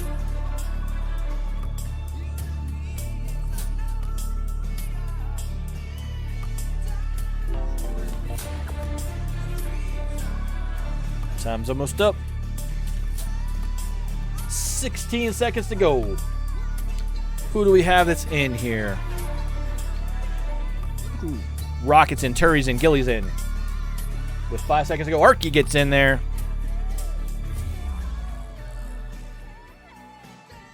First answer comes to us from Rocket. The aristocracy had been abolished, so he was no longer considered Duc d'Orléans, and his title no longer existed. That is a valid answer. Like I said, there are lots of ways to come at this one. Because remember, some of that sentiment there was also, well, yeah, we deleted titles, but, we still know he's first Prince of the Blood, But he definitely didn't legally have that title anymore under the laws that had come out in 1789. So Rocket gets that one. The next answer comes to us from Turi. To distance himself from his noble titles. That's just as valid. Yep.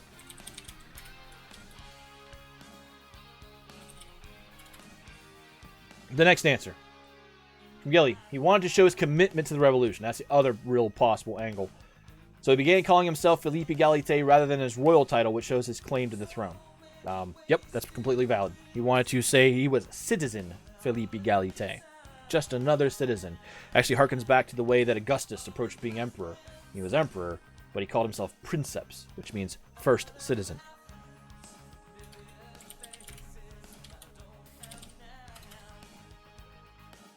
The next answer. To separate himself from his monarchy roots, which was now illegal. Yep, that'll work. Ollie, you got it. Good job. 2 questions to go.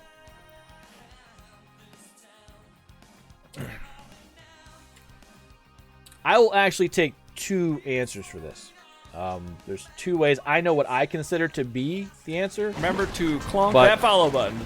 There are 2 ways to really approach this. So, what was the single greatest factor in Philippe Egalite's downfall?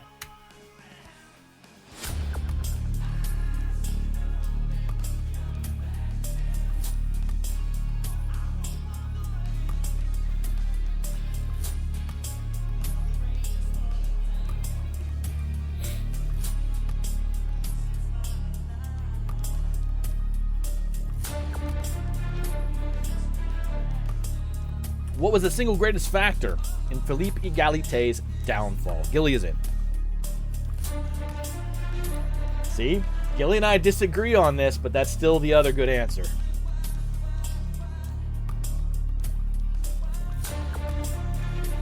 Turi, rocket her in.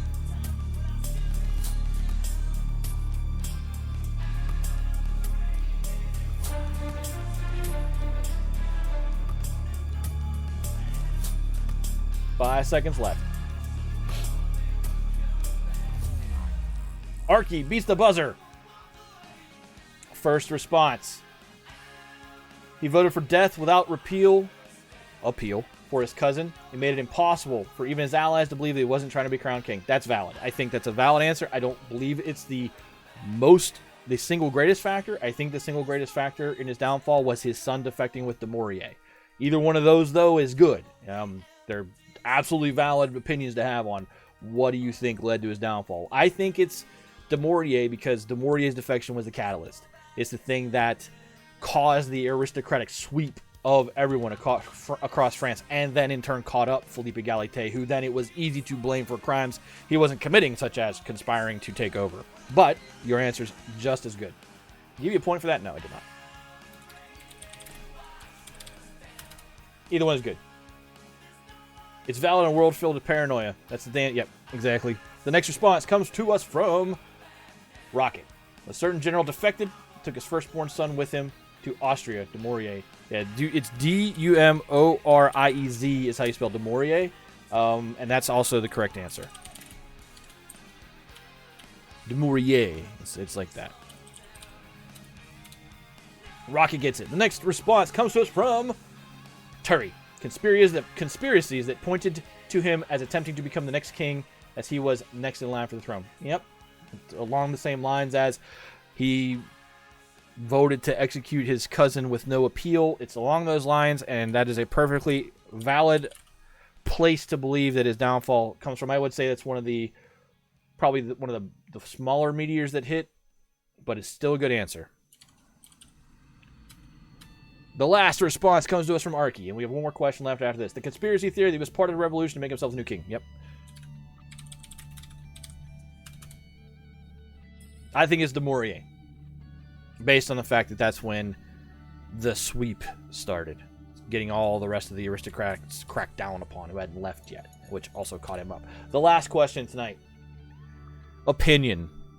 Do you think that Louis Philippe II was actively plotting to overthrow the Bourbon monarchy or not, and why? Take more than a minute if you need to.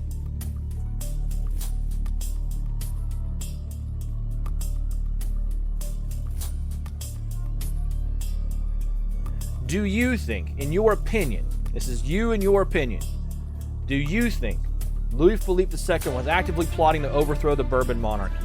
Or not? Why?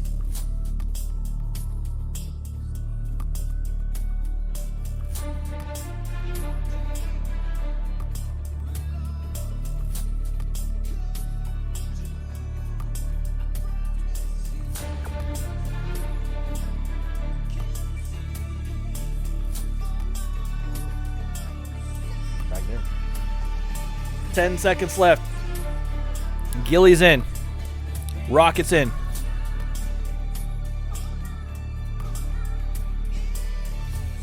I'll take answers after the buzzer. We'll get to the first ones here, though. Keep typing if you're typing. Terry's in. First answer. Gilly, no, I don't.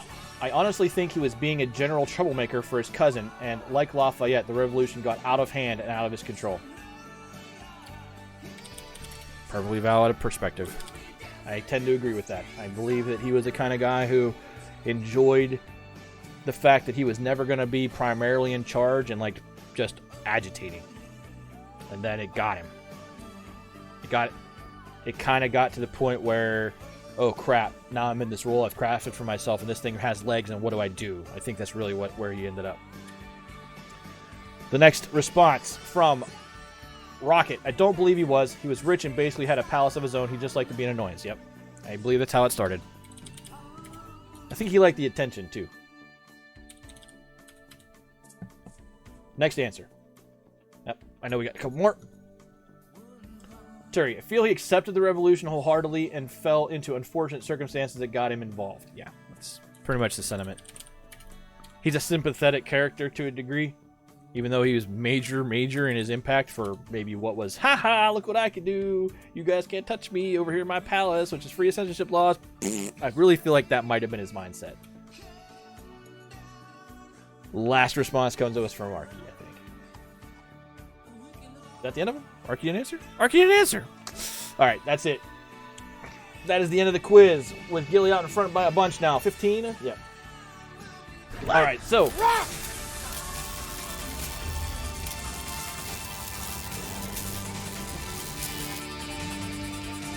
we will be back, hopefully, next Saturday. We'll see. Again, review season's upon me at work. That means I got to write 7 full reviews for employees I've only been managing for a month, which will be fun. Yeah, I'm glad you guys enjoy it. Hopefully the way that I'm weaving this together continues to make sense. Welcome to the Double Digit Club, Terry. Welcome. Yeah, I've written EPRs before in the military, so it shouldn't be that big of a deal, and it's less constrictive than the military writing style. Like, it just is. I could explain it, but it's the end of the show. So one of the other things that's coming up is I have Foundry Virtual Tabletop to the point where I believe it's ready for a game. I believe that D&D is probably actually going to happen. The streaming setup is been reworked a little bit to where I can actually have the tabletop and the dice stream and chat stream from the tabletop all built into it. And I'm looking to maybe start doing D&D once a month come March. That's when I'll be free of reviews. That's when I'll be free of budget and merit season, and all the kind of paperwork falls off for about 10 months. The major stuff, anyway. So there are those people who have already been a part of the development of the tabletop, and we are certainly going to have them be a part of the show. And then we're going to contemplate within the group that's being built right now who else maybe comes along for that ride. It'll be D&D 5e. Again, we'll be able to see dice rolls and everything on the screen. And if you're a person with a pile of tributes and a pile of channel points, you'll actually be able to toss like luck and inspiration at characters or to me as a dungeon master. That's something that we're still working on, but I started to kind of close the brackets around. Maybe we want to try to do this come March time. Day of the week, time to be determined, all that stuff. But it's coming, I think. I put a lot of hours into building this thing and making all the custom stuff work. So that's coming. So in that vein, I am going to host you over to a group of D&D players called Fable 42 tonight. They're really good people. Here's the really awesome thing. They do a lot of work for Wounded Warriors. They do a lot of veteran support, which is the other big reason I want to take you guys over there. So we're going to raid Fabled 42. They don't generally engage with chat that much, but the other chatters will. The characters are generally focused on their game, so don't feel like that when we get there that they're ignoring you or anything like that. I've only been there for about a month as just someone who lurks and kind of talks from time to time. So, yeah, if you enjoy it, they do a good job. Some of the characters, especially Flint the Tiefling Warlock and Brolin the Dwarf Artificer, who's actually making me a Artifice portable cooktop in the game. He and I have been talking about it in his channel for a couple weeks. Good group of people. They do good work for charity, for veterans, and they also do some good stuff. So hang out, give them some of your time. But before we head over there, we're going to do our standard outro stuff. Thank you again for being here tonight and for hanging out with me as we continue to go through the French Revolution. Hang out with my friend on Dustin Monday through Fridays. It is time. 7:30 a.m. Is imminent. About the time he's ending is when my friend Permanoob goes. Yeah, I did think it was going to be a long episode. Permanoob starts 10 a.m. Eastern time, Monday through Friday. He was playing Assassin's Creed Odyssey. It's been fun watching him play that game. My lord, go yourself. Gilly, Sunday, Tuesday, Thursday, Friday at 6 p.m. Eastern time. Done with Hollow Knight, into Dragon Age Inquisition again, I believe. Intent Rocket, who's playing Takes Two with Gilly, but also streaming Tuesdays, Thursdays, and Saturday mornings. Make sure you hang out with her. She's playing Tomb Raider. Then our good friend CF Live, who worked on the intro and BRB music for this show. He's awesome. Make sure you hang out with him. He's great background music during your workday, too. And then, of course, Mr. Land Diggity, who helps out with some of that music with CF Live. And he streams games and other stuff all the time. I'm out of here. Thank you for being here. Let's go, Steve Fable 42. I love you all. Talk to you next week. Be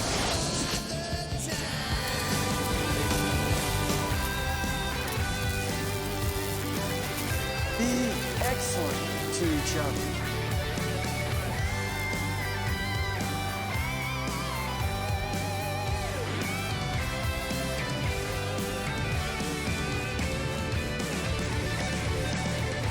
Hey, Zeb.